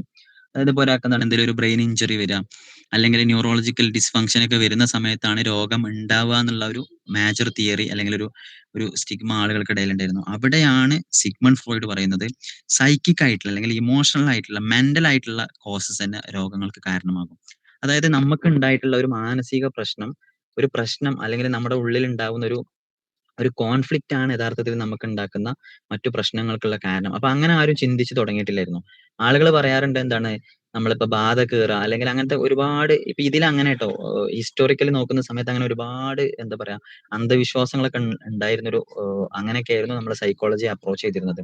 അപ്പൊ നമുക്കറിയുന്ന ഇപ്പൊ ട്രെഫിനേഷൻ ഒക്കെ നിങ്ങൾക്ക് അറിയായിരിക്കും. അതായത് എന്തെങ്കിലും ഒരു രോഗം ഉണ്ടായി കഴിഞ്ഞാൽ തലയോട്ടിയിൽ എന്താ ചെയ്യാ, ഓട്ടയാക്കിയിട്ട് ആ ബാധ അതിലൂടെ പോയി എന്നൊക്കെ പറയുന്ന രീതിയിൽ വിശ്വസിച്ചിരുന്ന ഒരു കാലഘട്ടം ഉണ്ടായിരുന്നു. പിന്നെ അതുപോലെ തന്നെ എന്തെങ്കിലും രോഗമുള്ള കൊല്ലുക അല്ലെങ്കിൽ അവരെ കെട്ടിയിടുക. അപ്പൊ അവരെ കാലാകാലം എന്ത് ചെയ്യും, ചങ്ങലക്കിടുന്നൊക്കെ ഒരു സിസ്റ്റം ആയിരുന്നു. അപ്പൊ അവിടുന്നാണ് സൈക്കിക് ആയിട്ടുള്ള അല്ലെങ്കിൽ മെന്റൽ കോസസ് ആണ് ഇതിന് പ്രശ്നം എന്ന് പറയുന്നത് സിഗ്മണ്ട് ഫ്രോയിഡ് പ്രൊപ്പോസ് ചെയ്യുന്നത്. ഇത് ഇതിന് മുമ്പേ ഇങ്ങനെ ഒരു ചർച്ച ഉണ്ട്. ബട്ട് സിഗ്മണ്ട് ഫ്രോയിഡ് ആണ് മെയിൻലി എന്താണ് അൺകോൺഷ്യസ്, നമ്മുടെ ഉള്ളിലുള്ള എന്തെങ്കിലും ഒരു കോൺഫ്ലിക്റ്റ് അല്ലെങ്കിൽ നമുക്ക് ചെറുപ്പത്തിൽ ഉണ്ടായിട്ടുള്ള എന്തെങ്കിലും ഒരു പ്രശ്നം, ചൈൽഡ്ഹുഡ് ട്രോമ, അപ്പൊ അതൊക്കെയാണ് നമ്മൾ ഇങ്ങനെ ആക്കുന്നത്. പിന്നെ അതുപോലെ തന്നെ സിഗ്മണ്ട് ഫ്രോയിഡിന്റെ എന്താണ് ഈഡിപ്പസ് കോംപ്ലക്സ്, ഇലക്ട്ര കോംപ്ലക്സ് എന്നൊക്കെ പറയുന്ന ഭയങ്കര കോൺട്രാഡിക്ടറി ആയിട്ടുള്ള സാധനങ്ങളൊക്കെ ഉണ്ട്. നിങ്ങൾക്ക് അറിയാം, ഞാൻ എന്താണ് അറിയുന്നവരോട് എങ്ങനെയാണ് പറയുന്നത് ആ രീതിയിലാണ് പറയുന്നത്. നിങ്ങൾ നിർബന്ധമായിട്ട് വായിക്കേണ്ട ഒരു പുസ്തകമാണ് ഈ ഒരു ടെക്സ്റ്റ്. ഇനി നിങ്ങൾ എക്സാമിന് നോക്കട്ടെ നോക്കാതിരിക്കട്ടെ, എക്സാം കഴിഞ്ഞിട്ട് നിങ്ങൾക്ക് ഈ ഒരു ടെക്സ്റ്റ് ഭയങ്കര എന്താണ് യൂസ്ഫുൾ ആകും. ആസ് എ സൈക്കോളജി സ്റ്റുഡന്റ് നിങ്ങളൊരു സൈക്കോളജിയിൽ കരിയർ ഒക്കെ ആഗ്രഹിക്കുന്ന ഒരാളാണെന്നുണ്ടെങ്കിൽ നമ്മൾ നിർബന്ധമായിട്ട് മനസ്സിലാക്കേണ്ട ഒരു സാധനമാണ്. ഓക്കെ, അപ്പൊ ഇത്രയാണ്. പിന്നെ അതുപോലെ തന്നെ മെയിൻ ആയിട്ടുള്ള ഒരു സാധനമാണ് ഡ്രീം അനാലിസിസ്. അപ്പോൾ ഇതിൽ നമ്മൾ ഇതൊക്കെ ചർച്ച ചെയ്ത് കഴിഞ്ഞാൽ മറ്റൊരു ഇമ്പോർട്ടന്റ് സാധനം ഇതിന്റെ എന്താണ്, ഞാൻ നേരത്തെ പറഞ്ഞതുപോലെ തന്നെ ഇതിന്റെ ക്രിറ്റിസം ചോദിക്കാനാണ്. അപ്പൊ ക്രിറ്റിസം നിങ്ങൾക്ക് എന്ത് എഴുതാൻ വേണ്ടി പറ്റും, ഒന്നെന്താണ് എല്ലാം അൺസയന്റിഫിക് സാധനങ്ങളാണ്. ഈ പറയുന്നതൊക്കെ എന്താണ് സയന്റിഫിക്കലി പ്രൂവ് ചെയ്യാൻ പറ്റുന്ന സാധനങ്ങളൊന്നുമല്ല. പിന്നെ പക്ക എന്താണ് സബ്ജക്റ്റീവ് ആണ്. പിന്നെ സിഗ്മണ്ട് ഫ്രോയിഡ് ഈ സാധനങ്ങളൊക്കെ എങ്ങനെ വെച്ചാൽ, ഒരു കേസ് വരുന്നു, ഒരാൾ വരുന്നു, അയാളായിട്ട് കംപ്ലീറ്റ് എന്ത് ചെയ്യുന്നു, ആ കേസ് കഴിഞ്ഞ് അയാൾ പോയതിനു ശേഷം ഫ്രോയിഡിന്റേതായ രീതിയിൽ എഴുതി വെക്കലാണ്. അപ്പൊ ഒരു സിസ്റ്റമാറ്റിക് ആയിട്ടുള്ള ഒരു മാനുവൽ ഫോളോ ചെയ്തുകൊണ്ടൊന്നും ആയിരുന്നില്ല എഴുതി വെച്ചത്. അപ്പം ഇന്നക്കറേറ്റ് ആയിട്ടുള്ള കേസ് ഹിസ്റ്ററീസ് ആണ് സിഗ്മണ്ട് ഫ്രോയിഡിന് ഉണ്ടായിരുന്നത്. പിന്നെ അതുപോലെ തന്നെ ഭയങ്കര ബയാസ്ഡ് ആയിട്ടുള്ള നാച്ചുറൽ അസംഷൻസ് ഫ്രോയിഡിന് ഉണ്ടായിരുന്നു. അവിടെയാണ് ഈ കാരൻ ഹോണി, ഫെമിനൈൻ സൈക്കോളജിസ്റ്റ് ഒക്കെ വരുന്നത്. എന്താണ് സ്ത്രീകളെ പറ്റിയൊക്കെയുള്ള ഫെമിനൻ സൈക്കോളജിസ്റ്റ് ആയിട്ടുള്ള കാരൻ ഹോണി പറയുന്നുണ്ട് എന്താണ് ഫ്രോയിഡ് ഒരു സെക്സിസ്റ്റ് എന്നൊക്കെ പറയുന്നുണ്ട്. അപ്പൊ അതിനൊക്കെയുള്ള കാരണം വരുന്നത് അയാൾക്ക് എന്തുണ്ടായിരുന്നു, ഭയങ്കര ഒരു സെക്സിസ്റ്റ് വ്യൂ ഓൺ വുമൺ ഉണ്ടായിരുന്നു എന്നുള്ളതാണ്. വുമൺ എന്താണ് ഭയങ്കര വീക്കാണ്, സെക്ഷലി വീക്ക് എന്നൊക്കെ പറയുന്ന ടൈപ്പ് ഓഫ് സാധനങ്ങൾ അയാൾക്ക് ഉണ്ടായിരുന്നു. പിന്നെ അതുപോലെ തന്നെ ഫീമെയിൽ ഇൻഫീരിയോറിറ്റി എന്നൊക്കെ പറയുന്ന ഒരുപാട് സാധനങ്ങൾ അയാൾ പ്രൊപ്പോസ് ചെയ്തിട്ടുണ്ട്. പിന്നെ ഇതിവിടെ നിങ്ങൾ ഇമ്പോർട്ടന്റ് ആയിട്ട് നോക്കണം, സൈക്കോ ഡൈനാമിക് എന്ന് പറയുന്ന ഫ്രോയിഡിന്റെ പുസ്തകം നിങ്ങൾ മാക്സിമം വായിക്കാൻ വേണ്ടി ശ്രമിക്കണം.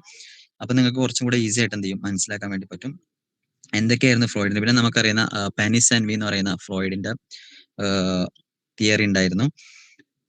അപ്പോൾ അതൊക്കെയാണ് ഇതിനെന്താണ് വളരെ ഇമ്പോർട്ടന്റ് ആയിട്ടുള്ള ഒരു സാധനമാണ്. അതായത് എന്താണ് നമ്മുടെ വുമൺസിന് എന്താണ് ഇപ്പോൾ ചെറിയ കുട്ടികൾ, സ്ത്രീകൾക്ക് എന്താണ്, ഫീമെയിൽസിന് എന്താണ് പെനിസ് ഇല്ലാത്തതിന്റെ ഒരു അഗ്രഷൻ, അല്ലെങ്കിൽ എന്താണ് അവരുടെ ഉള്ളിൽ അങ്ങനെ ഒരു ഫ്രസ്ട്രേഷൻ അവരുടെ ഉള്ളിലുണ്ട്, അങ്ങനെ ഒരു കോൺഫ്ലിക്റ്റ് അവരുടെ ഉള്ളിലുണ്ട് എന്നുള്ളൊരു സാധനമാണ് പെനിസ് ആൻഡ് വി. അപ്പൊ അത് പ്രപ്പോസ് ചെയ്ത സമയത്ത് നിയോ ഫ്രൂയിഡിനായിട്ടുള്ള കാരൻ ഹോൺ എന്ത് ചെയ്യുന്നുണ്ട്, ഫ്രോയിഡിനെതിരെ പറയുന്നുണ്ട്, അങ്ങനെയാണെന്നുണ്ടെങ്കിൽ വുമൺ എന്തുണ്ട്, വോംബ് ആൻഡ് ഉണ്ട്, അതായത് പ്രസവിക്കാൻ കഴിയുന്നില്ല എന്നുള്ളൊരു ഫ്രസ്ട്രേഷൻ അല്ലെങ്കിൽ ഒരു പേടി മെൻസിനുണ്ടെന്ന് എന്ത് ചെയ്യുന്നുണ്ട്. അപ്പോൾ അങ്ങനെ ഒരുപാട് കോൺട്രാഡിക്ടറി സാധനങ്ങൾ വരുന്നുണ്ട്. അതായത് ഫ്രോയിഡ് എന്തെല്ലാം പറഞ്ഞു, പിന്നീട് നിയോ ഫ്രോയിഡിൻസ് ഒക്കെ അതിനെതിരെ പറയുന്ന ഒരു അവസ്ഥ പിന്നീട് ഉണ്ടായിട്ടുണ്ട്. പിന്നെ അതുപോലെ തന്നെ ഫ്രോയിഡിന്റെ മകളായിരുന്നു അന്ന ഫ്രോയിഡ്, അവരെന്താണ് ഒരു നിയോ ഫ്രോയിഡിയൻ ആണ്.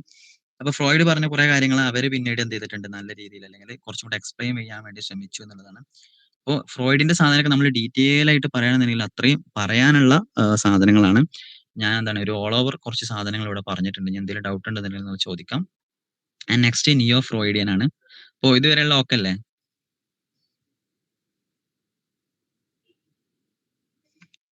ഇതിപ്പോ എന്താ ഞാൻ മാത്രം ഇങ്ങനെ സ്പീഡിൽ എന്തെല്ലോ പറഞ്ഞു പോണ പോലെയാണ് എനിക്ക് തോന്നുന്നത്.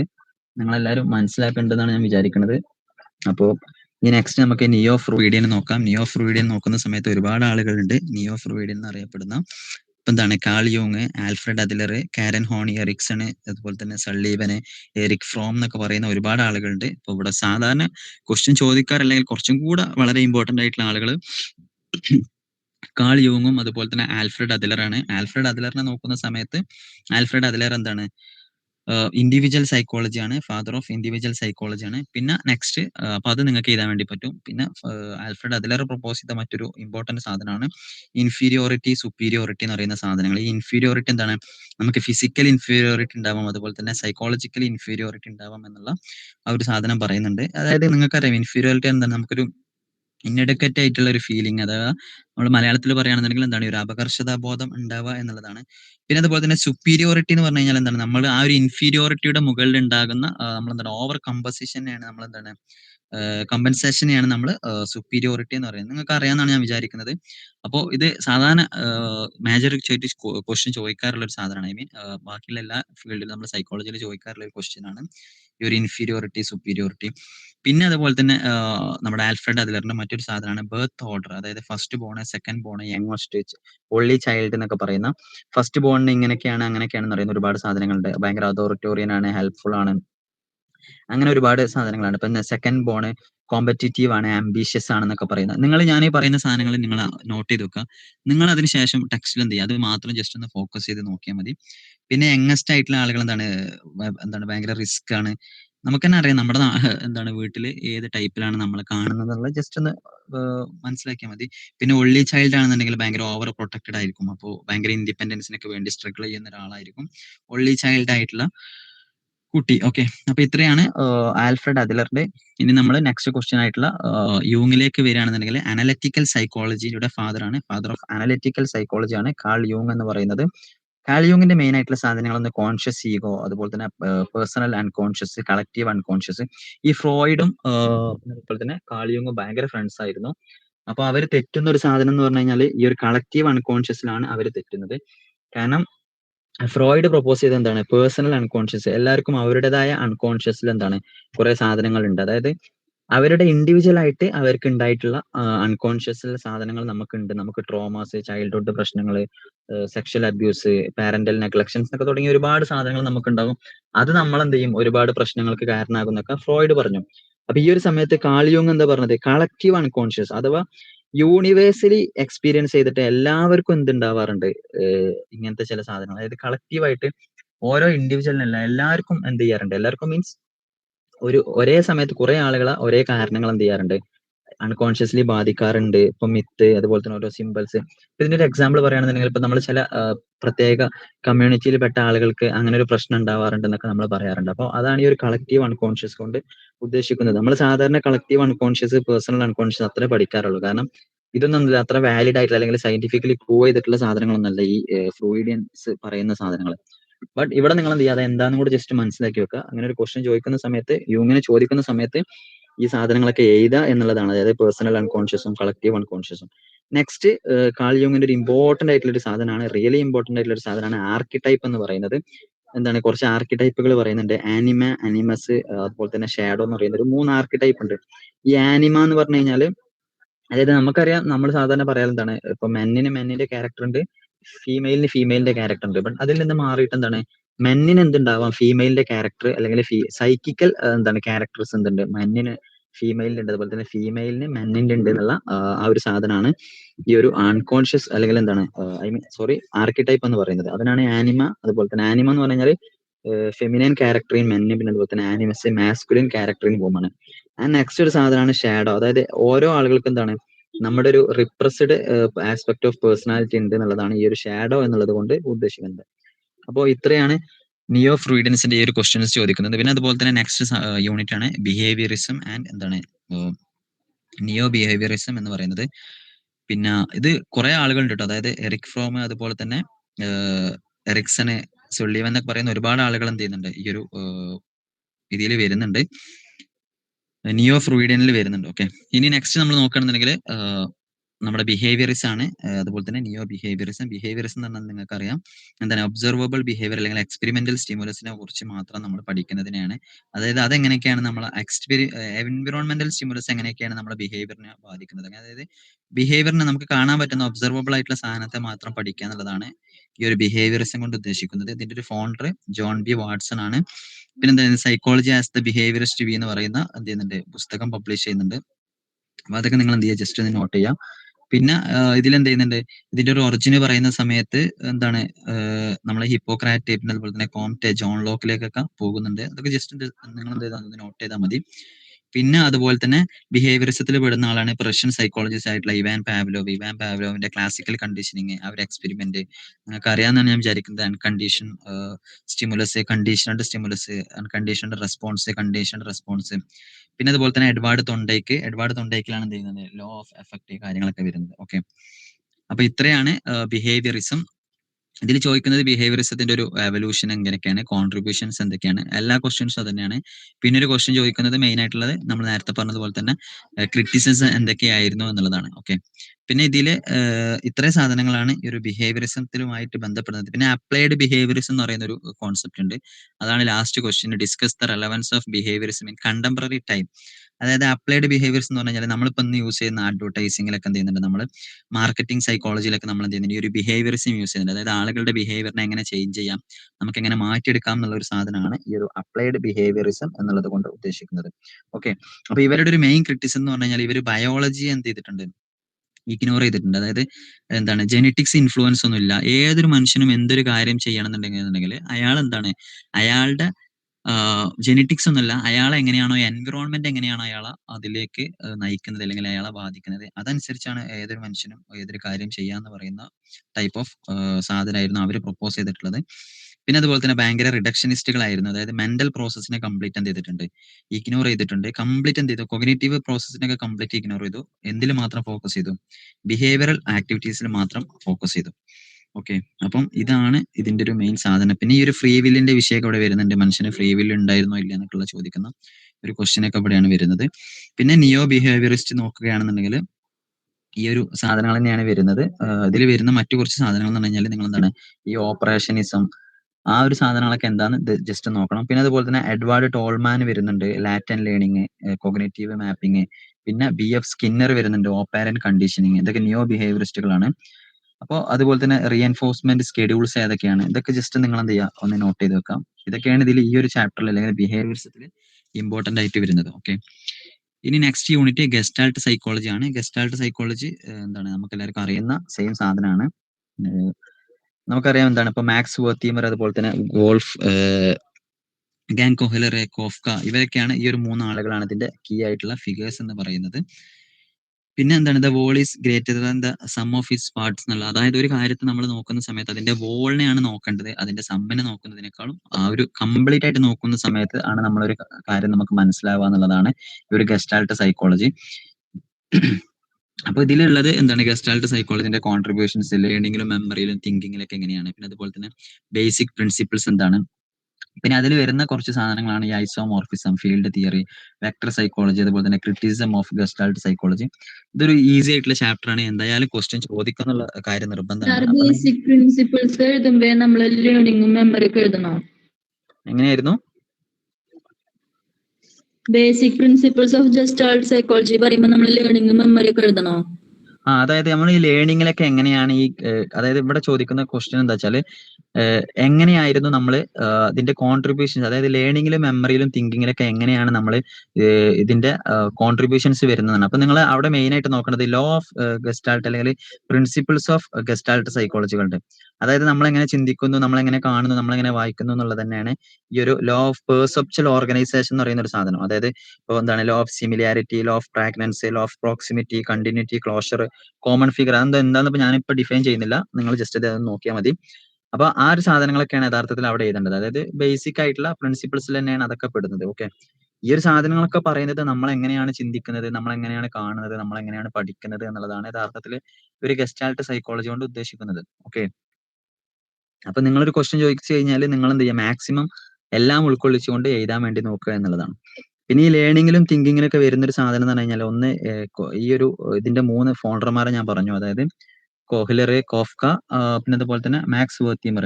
ഇതിൽ ഈ കൊഹ്ലർ പ്രൊപ്പോസ് ചെയ്തിട്ടുള്ള ഒരു സാധനമാണ് സുൽത്താൻ എന്ന് പറയുന്ന ഒരു ചിമ്പാൻസിയിലൂടെ പ്രൊപ്പോസ് ചെയ്തിട്ടുള്ള ഒരു തിയറിയാണ് ഇൻസൈറ്റ് ലേണിംഗ് എന്ന് പറയുന്നത്. അഥവാ നമ്മൾ എന്താണ് ഒരു സാധനം നമ്മുടെ ഉള്ളിൽ കുറെ നേരം നമ്മൾ അതിങ്ങനെ ആലോചിച്ച് നിന്ന് കഴിഞ്ഞാൽ നമുക്ക് എന്താണ്, നമുക്ക് സ്വന്തമായിട്ട് നമ്മുടെ ഉള്ളിൽ അതിനൊരു സൊല്യൂഷൻ ഉണ്ടാകും. അല്ലെങ്കിൽ നമ്മൾ എന്താ ഒരു കാര്യം ചെയ്യുന്ന സമയത്ത് നമ്മൾ ഉള്ളിലൂടെ, അതായത് ആരും പറഞ്ഞു തരാതെ നമ്മൾ തന്നെ ഇവാലുവേറ്റ് ചെയ്തിട്ട് പഠിക്കാറുണ്ട്. അതിനാണ് ഇൻസൈറ്റ് ലേണിംഗ് എന്ന് പറയുന്നത്.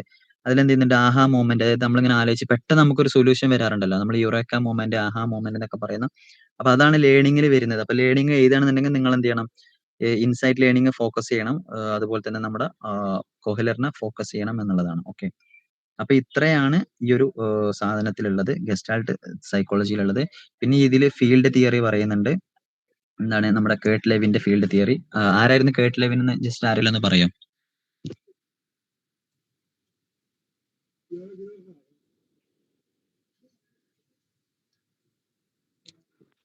കേർട്ട് ലെവിൻ എന്താണ് നമ്മുടെ ഫാദർ ഓഫ് സോഷ്യൽ സൈക്കോളജി ആണ് ആര്? Kurt Levin. ഓക്കെ, അപ്പോൾ ഇതിലെന്താണ് ഈ ഫീൽഡ് തിയറിയിൽ പറയുന്നത്, ഒരു ഇൻഡിവിജ്വൽ എന്താണ്, ആ ഇൻഡിവിജ്വലിന്റെ ലൈഫ് സ്പേസ് എന്ന് പറഞ്ഞു കഴിഞ്ഞാൽ ആ ഇൻഡിവിജ്വലും പിന്നെ അയാളുടെ എന്താണ് സൈക്കോളജിക്കൽ എൻവിറോൺമെന്റ് ആണെന്നുള്ള ഒരു സാധനമാണ്. പിന്നെ ഇതിന്റെ ഒരു ക്രിറ്റിസിസം എന്ന് പറഞ്ഞാൽ പിന്നെ അതുപോലെ തന്നെ എക്സ്പെരിമെന്റൽ മെത്തേഡ്സ് എന്താണ് ലിമിറ്റഡ് ആയിട്ടുള്ള യൂസേ ഉള്ളൂ എന്നുള്ളതാണ് ഇതിൽ വരുന്നത്. ഇനി നെക്സ്റ്റ് യൂണിറ്റ് നോക്കുകയാണെന്നുണ്ടെങ്കിൽ നമ്മൾ എന്താണ് ഹ്യൂമനിസ്റ്റിക് ആൻഡ് എക്സിസ്റ്റൻഷ്യൽ സൈക്കോളജി ആണ്. നമുക്കറിയാം ഇതിൽ മെയിൻ ആയിട്ട് വരുന്നത് തേർഡ് ഫോഴ്സ് ഇൻ സൈക്കോളജി എന്നാണ് അറിയപ്പെടുന്നത്. ഇതിൽ മെയിൻ ആയിട്ട് വരുന്ന 2 ആളുകൾ എന്ന് പറഞ്ഞു കഴിഞ്ഞാൽ ഒന്ന് അബ്രഹാം മാസ്ലോ ആണ്, അതുപോലെ തന്നെ കാൾ റോജേഴ്സ് ആണ്. പിന്നെ നെക്സ്റ്റ് 2 ആളുകൾ വിക്ടർ ഫ്രാങ്ക്ലും റോളോമയാണ്. അതായത് നമ്മളെ എക്സിസ്റ്റൻഷ്യൽ സൈക്കോളജിയിലാണ് അവർ വരുന്നത്. ഹ്യൂമനിസ്റ്റിക്കിൽ വരുന്നത് അബ്രഹാം മാസ്ലോ. മാസ്ലോനെ എഴുതുന്ന സമയത്ത് നിങ്ങൾക്കറിയാം ഹയറാർക്കി ഓഫ് നീഡ്, അതൊന്നും അധികം പറയണ്ട എന്നാണ് ഞാൻ മനസ്സിലാക്കുന്നത്. പിന്നെ അതുപോലെ തന്നെ കാൾ റോജേഴ്സ് ആണ്. കാൾ റോജേഴ്സിന്റെ എന്താണ് real self, ideal self, unconditional positive regard, പിന്നെ അതുപോലെ തന്നെ എമ്പതി എന്നൊക്കെ പറയുന്ന സാധനങ്ങൾ നിങ്ങൾക്ക് അറിയാമെന്നാണ് ഞാൻ മനസ്സിലാക്കുന്നത്. ആൻഡ് നമ്മളെന്താണ് ഈ ഒരു എക്സിസ്റ്റൻഷ്യൽ സൈക്കോളജിയിലേക്ക് വരുന്ന സമയത്ത് വിക്ടർ ഫ്രാങ്ക്ലും റോളോമയാണ് ഉള്ളത്. മെയിൻ ആയിട്ട് ഉള്ള ആളുകളാണ്. വിക്ടർ ഫ്രാങ്ക്ലിന്റെ നമുക്കറിയാം സൈക്കോളജിയിൽ ഏറ്റവും കൂടുതൽ വായിച്ചിട്ടുള്ള അല്ലെങ്കിൽ ഏറ്റവും കൂടുതൽ ഡിസ്കസ് ചെയ്തിട്ടുള്ള 2ാമത്തെ പുസ്തകം എന്നൊക്കെ അറിയപ്പെടുന്നത്, അതായത് ഫ്രോയിഡ് കഴിഞ്ഞാൽ പിന്നെന്താണ് മാൻ സെർച്ച് ഫോർ മീനിങ് എന്ന് പറയുന്ന പുസ്തകമായിരുന്നു. അപ്പൊ ഇവര് മെയിൻ ആയിട്ട് ഫോക്കസ് ചെയ്യുന്നത് മനുഷ്യന് മീനിങ്ങിനെ കുറിച്ചും മനുഷ്യന്റെ എക്സിസ്റ്റ് ചെയ്യണമെന്നുണ്ടെങ്കിൽ ആ കുറച്ച് സാധനങ്ങളാണ്. അതായത് കുറച്ച് ഫിലോസഫിക്കൽ സാധനങ്ങളാണ് ഇവര് ഫോക്കസ് ചെയ്തിട്ടുള്ളത്. ഹ്യൂമനിസ്റ്റിക് ആണെങ്കിലും അതുപോലെ തന്നെയാണ്. അതായത് ഹ്യൂമനിസ്റ്റിക് പറയുന്നത് മനുഷ്യൻ എല്ലാവർക്കും എന്താണ് ഒരു ബേസിക്കലി ഒരു ഗുഡ് നാച്ചർ ഉണ്ട് എന്നുള്ളൊരു സാധനമാണ്. എക്സിസ്റ്റൻസിലേക്ക് വരുന്ന സമയത്ത് എന്താണ് അവര് പറയുന്നത് മനുഷ്യന്റെ മെയിൻ സാധനം എന്ന് പറഞ്ഞു കഴിഞ്ഞാൽ ഫ്രീഡം ആണ്. ഫ്രീഡം എന്ന് പറഞ്ഞു കഴിഞ്ഞാൽ മീനിങ് ആണ്. നമുക്ക് ലൈഫിന് ഒരു മീനിങ് ഉണ്ടെന്നുണ്ടെങ്കിൽ നമ്മൾ എന്താണ് ഭയങ്കര വെൽത്തി ആവട്ടെ, വെൽത്ത് ഇല്ലാതിരിക്കട്ടെ, ഹെൽത്ത് ഒക്കെ ഇല്ലാതിരിക്കട്ടെ, എന്തായി കഴിഞ്ഞാലും ഉണ്ടാവട്ടെ ഇല്ലാതിരിക്കട്ടെ, നമ്മൾ എന്താണ് നമുക്കൊരു മീനിങ് ലൈഫിന് ഉണ്ടെന്നുണ്ടെന്നുണ്ടെങ്കിൽ നമുക്ക് ആ മീനിങ് ആണ് ഒരു അബ്സല്യൂട്ട് ഫ്രീഡം എന്ന് പറയുന്നത്. അങ്ങനെ മീനിങ് ഇല്ലാത്ത ഒരാൾ കംപ്ലീറ്റ് എന്താണ് അയാൾക്ക് എന്താണ് അയാൾക്കൊരു അർത്ഥം ഉണ്ടാവില്ല. അപ്പൊ അതുകൊണ്ടാണ് എന്താണ് ഇപ്പൊ വലിയ വലിയ ആളുകൾ അല്ലെങ്കിൽ എല്ലാം ഉണ്ടായിട്ടും ആളുകൾ സൂയിസൈഡ് ചെയ്തെന്നൊക്കെയുള്ള കുറച്ചും കൂടി ഒരു ഫിലോസഫിക്കൽ സാധനമാണ്. അതായത് മനുഷ്യന്റെ ഹ്യൂമനിസ്റ്റിക് സൈക്കോളജി ഫോക്കസ് ചെയ്തത് മനുഷ്യന്റെ ഒരു കംപ്ലീറ്റ് പൊട്ടൻഷ്യലിന്, അതായത് ഇപ്പൊ എന്താണ് ഈ ട്രാൻസെൻഡൻസ് എന്നൊക്കെ പറയുന്ന പോലെ തന്നെ ഒരു കംപ്ലീറ്റ് എന്താണ് ഒരു സെൽഫ് ആക്ച്വലൈസേഷൻ അല്ലെങ്കിൽ ഒരു പേഴ്സണൽ ഗ്രോത്ത് ആണ് അവർ മെയിൻ ആയിട്ട് ഫോക്കസ് ചെയ്യുന്നത്.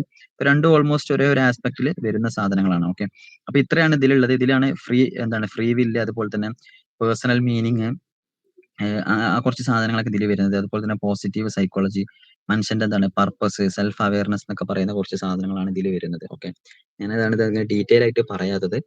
ആൻഡ് നെക്സ്റ്റ് ചാപ്റ്റർ എന്താണ് കറന്റ് ട്രെൻഡ് ഇൻ സൈക്കോളജി എന്നുള്ളതാണ്. മെയിൻ ആയിട്ട് എന്താണ് ഇതിൽ രണ്ട് ക്വസ്റ്റൻ ആണ് ഇതിൽ ഫോക്കസ് ചെയ്യുന്നത്. ഒന്ന് പോസിറ്റീവ് സൈക്കോളജിയാണ്, രണ്ട് കോഗ്നിറ്റീവ് സൈക്കോളജിയാണ്. നമ്മൾ നേരത്തെ ഒരുപാട് സ്കൂളുകൾ പറഞ്ഞു, ബിഹേവിയറിസം, ഫംഗ്ഷണലിസം, അതിനൊക്കെ മാറിയിട്ടുള്ള ഒരു സാധനമാണ് കോഗ്നിറ്റീവ് സൈക്കോളജി. ഇന്നിപ്പോ എന്താണ് നമ്മൾ AI എടുത്ത് നോക്കുകയാണെങ്കിൽ, റോബോട്ടിക്സ് എടുത്ത് നോക്കുകയാണെങ്കിലൊക്കെ ന്യൂറോ സൈക്കോളജി ഒരു ഇമ്പോർട്ടന്റ് സാധനമാണ്. അഥവാ അതിലാണ് ഈ ഒരു കോഗ്നിറ്റീവ് സൈക്കോളജി വരുന്നത്. നമ്മൾ കോഗ്നിറ്റീവ് ആയിട്ടുള്ള കാര്യങ്ങളെ കുറിച്ചാണ് മാക്സിമം പഠിക്കേണ്ടതെന്ന് പറയുന്ന ഒരു ടൈപ്പ് ഓഫ് തിയറിയാണ് ഇവര് എന്ത് ചെയ്യുന്നത് മെയിൻ ആയിട്ട് ഫോക്കസ് ചെയ്യുന്നത്. പിന്നെ ഈ പോസിറ്റീവ് സൈക്കോളജി എന്ന് പറഞ്ഞു കഴിഞ്ഞാൽ നമ്മൾ എന്താണ് ഒരാൾക്ക് രോഗം ഉണ്ടായതിനു ശേഷം നമ്മൾ എന്ത് ചെയ്യാം, അയാളെ ചികിത്സിക്കുക എന്നതിലപ്പുറം ഏതൊരു മനുഷ്യനെയും അയാളെ സ്ട്രെങ്ത് എന്ത് ചെയ്യുക, മെന്റൽ സ്ട്രെങ്ത്തിനെ നമ്മൾ എന്ത് ചെയ്യുക മാക്സിമം ഇൻക്രീസ് ചെയ്യുക എന്നുള്ളൊരു സാധനമാണ് പോസിറ്റീവ് സൈക്കോളജി. നമുക്കറിയാം ഇപ്പൊ അത് ഭയങ്കര മെർജ് ചെയ്ത് വരുന്ന ഒരു സാധനമാണ്. ഇപ്പൊ പല കമ്പനികൾ ഇപ്പൊ GCC കൺട്രീസിലൊക്കെ എടുത്ത് നോക്കുകയാണെന്നുണ്ടെങ്കിൽ ഹാപ്പിനെസ് ഡിപ്പാർട്ട്മെന്റ്, അങ്ങനെ ഒരുപാട് സാധനങ്ങളുണ്ട്. പുറത്തുള്ള എല്ലാ രാജ്യത്തും എന്താണ് ഇൻഡിവിജ്വലിന്റെ മെന്റൽ ഹെൽത്തിന് അത്രയും ഫോക്കസ് ചെയ്യുന്നുണ്ട്. അപ്പൊ അവിടെയൊക്കെ മെയിൻ ആയിട്ട് അപ്ലൈ ചെയ്യുന്ന ഒരു സാധനമാണ് ഈ ഒരു പോസിറ്റീവ് സൈക്കോളജി എന്ന് പറയുന്നത്. അപ്പൊ ഇത്രയാണ്. പിന്നെ ഈ ഒരു കൊഗ്നിറ്റീവ്സ് എടുത്ത് നോക്കുന്ന സമയത്ത് ഇത് പക്ക ബിഹേവിയറിസത്തിനെതിരായിരുന്നു. പിന്നെ ഇതിൽ മെയിൻ ആയിട്ട് വരുന്നത് ജോർജ് എ മില്ലർ, അതുപോലെ തന്നെ ഇതിന്റെ ഫാദർ എന്നറിയപ്പെടുന്നത് ആൾഡ്രിക് നീച്ചർ ആണ്.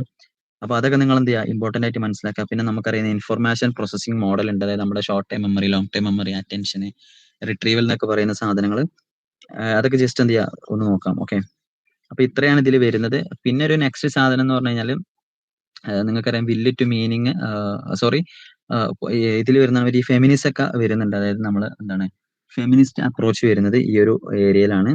അപ്പോൾ അതിൽ മെയിൻ ആയിട്ട് വരുന്ന ഒരാളാണ്, ഈ സെക്സ് റോൾ ഇൻവെന്റ് ചെയ്ത ഒരാളാണ് സാൻഡ്ര ബെം എന്ന് പറയുന്നത്. അപ്പൊ അതൊക്കെ നിങ്ങൾ ജസ്റ്റ് ഒന്ന് എഴുതാൻ നോക്കിയാൽ മതി. പിന്നെ അതുപോലെ തന്നെ APA ഡിവിഷൻ 35 എന്ന് പറയുന്നത് സൈക്കോളജി ഓഫ് വുമൺ ആണ്. അപ്പൊ പണ്ട് എന്താണ് നമ്മൾ ജനറൽ ആയിട്ട് എന്തൊരു സാധനം പറയുകയാണെന്നുണ്ടെങ്കിലും അതിൽ മെയിൻ ആയിട്ട് ഫോക്കസ് ചെയ്യുക മെൻ ആയിരിക്കും. അപ്പോൾ എന്താണ് വുമൻസിനെയും പ്രത്യേകം കൺസിഡർ ചെയ്യണം എന്നുള്ള ഒരു സാധനമാണ്. പിന്നെ ഈ ഒരു feminist critic of sexism in psychology എന്ന് പറയുന്ന ഒരു സാധനം, അതായത് എന്താണ് ഈ ഫ്രോയിഡ് ഒക്കെ വരുന്ന സമയത്തുള്ള ഒരു സാധനമാണ്. വുമൻസിന് എന്ത് ചെയ്തിട്ടുണ്ട്, നന്നായിട്ട് ക്രിറ്റിക്കലി പറയുന്നുണ്ട്. അപ്പം അതിനൊക്കെതിരെയുള്ള ഒരു സാധനമാണ് ഈ ഒരു ഫെമിനിസം, അതായത് ഫെമിനിസം ഇൻ സൈക്കോളജി, അതായത് എന്താണ് ന്യൂ ട്രെൻഡ് ആയിട്ടാണ് അതൊക്കെ വരുന്നത്. ഓക്കെ, അപ്പൊ അത്രയാണ് ഇതിലുള്ളത്. ഇനി നെക്സ്റ്റ് നോക്കുന്ന സമയത്ത് യൂണിറ്റ് 13 ആണ്. ഒരുപാട് ക്വസ്റ്റ്യൻസ് ചോദിച്ചിട്ടുള്ള ഒരു ചാപ്റ്റർ ആണ്, അതായത് issues and debates in psychology. ഇതെന്താണ് നമ്മൾ ഇൻട്രൊഡക്ഷൻ ടു സൈക്കോളജിയിലും പിന്നെ അതുപോലെ തന്നെ ഒരുപാട് പുസ്തകങ്ങളിലൊക്കെ നോക്കിയിട്ടുള്ള അല്ലെങ്കിൽ മനസ്സിലാക്കിയിട്ടുള്ള ഒരു സാധനം തന്നെയാണ്.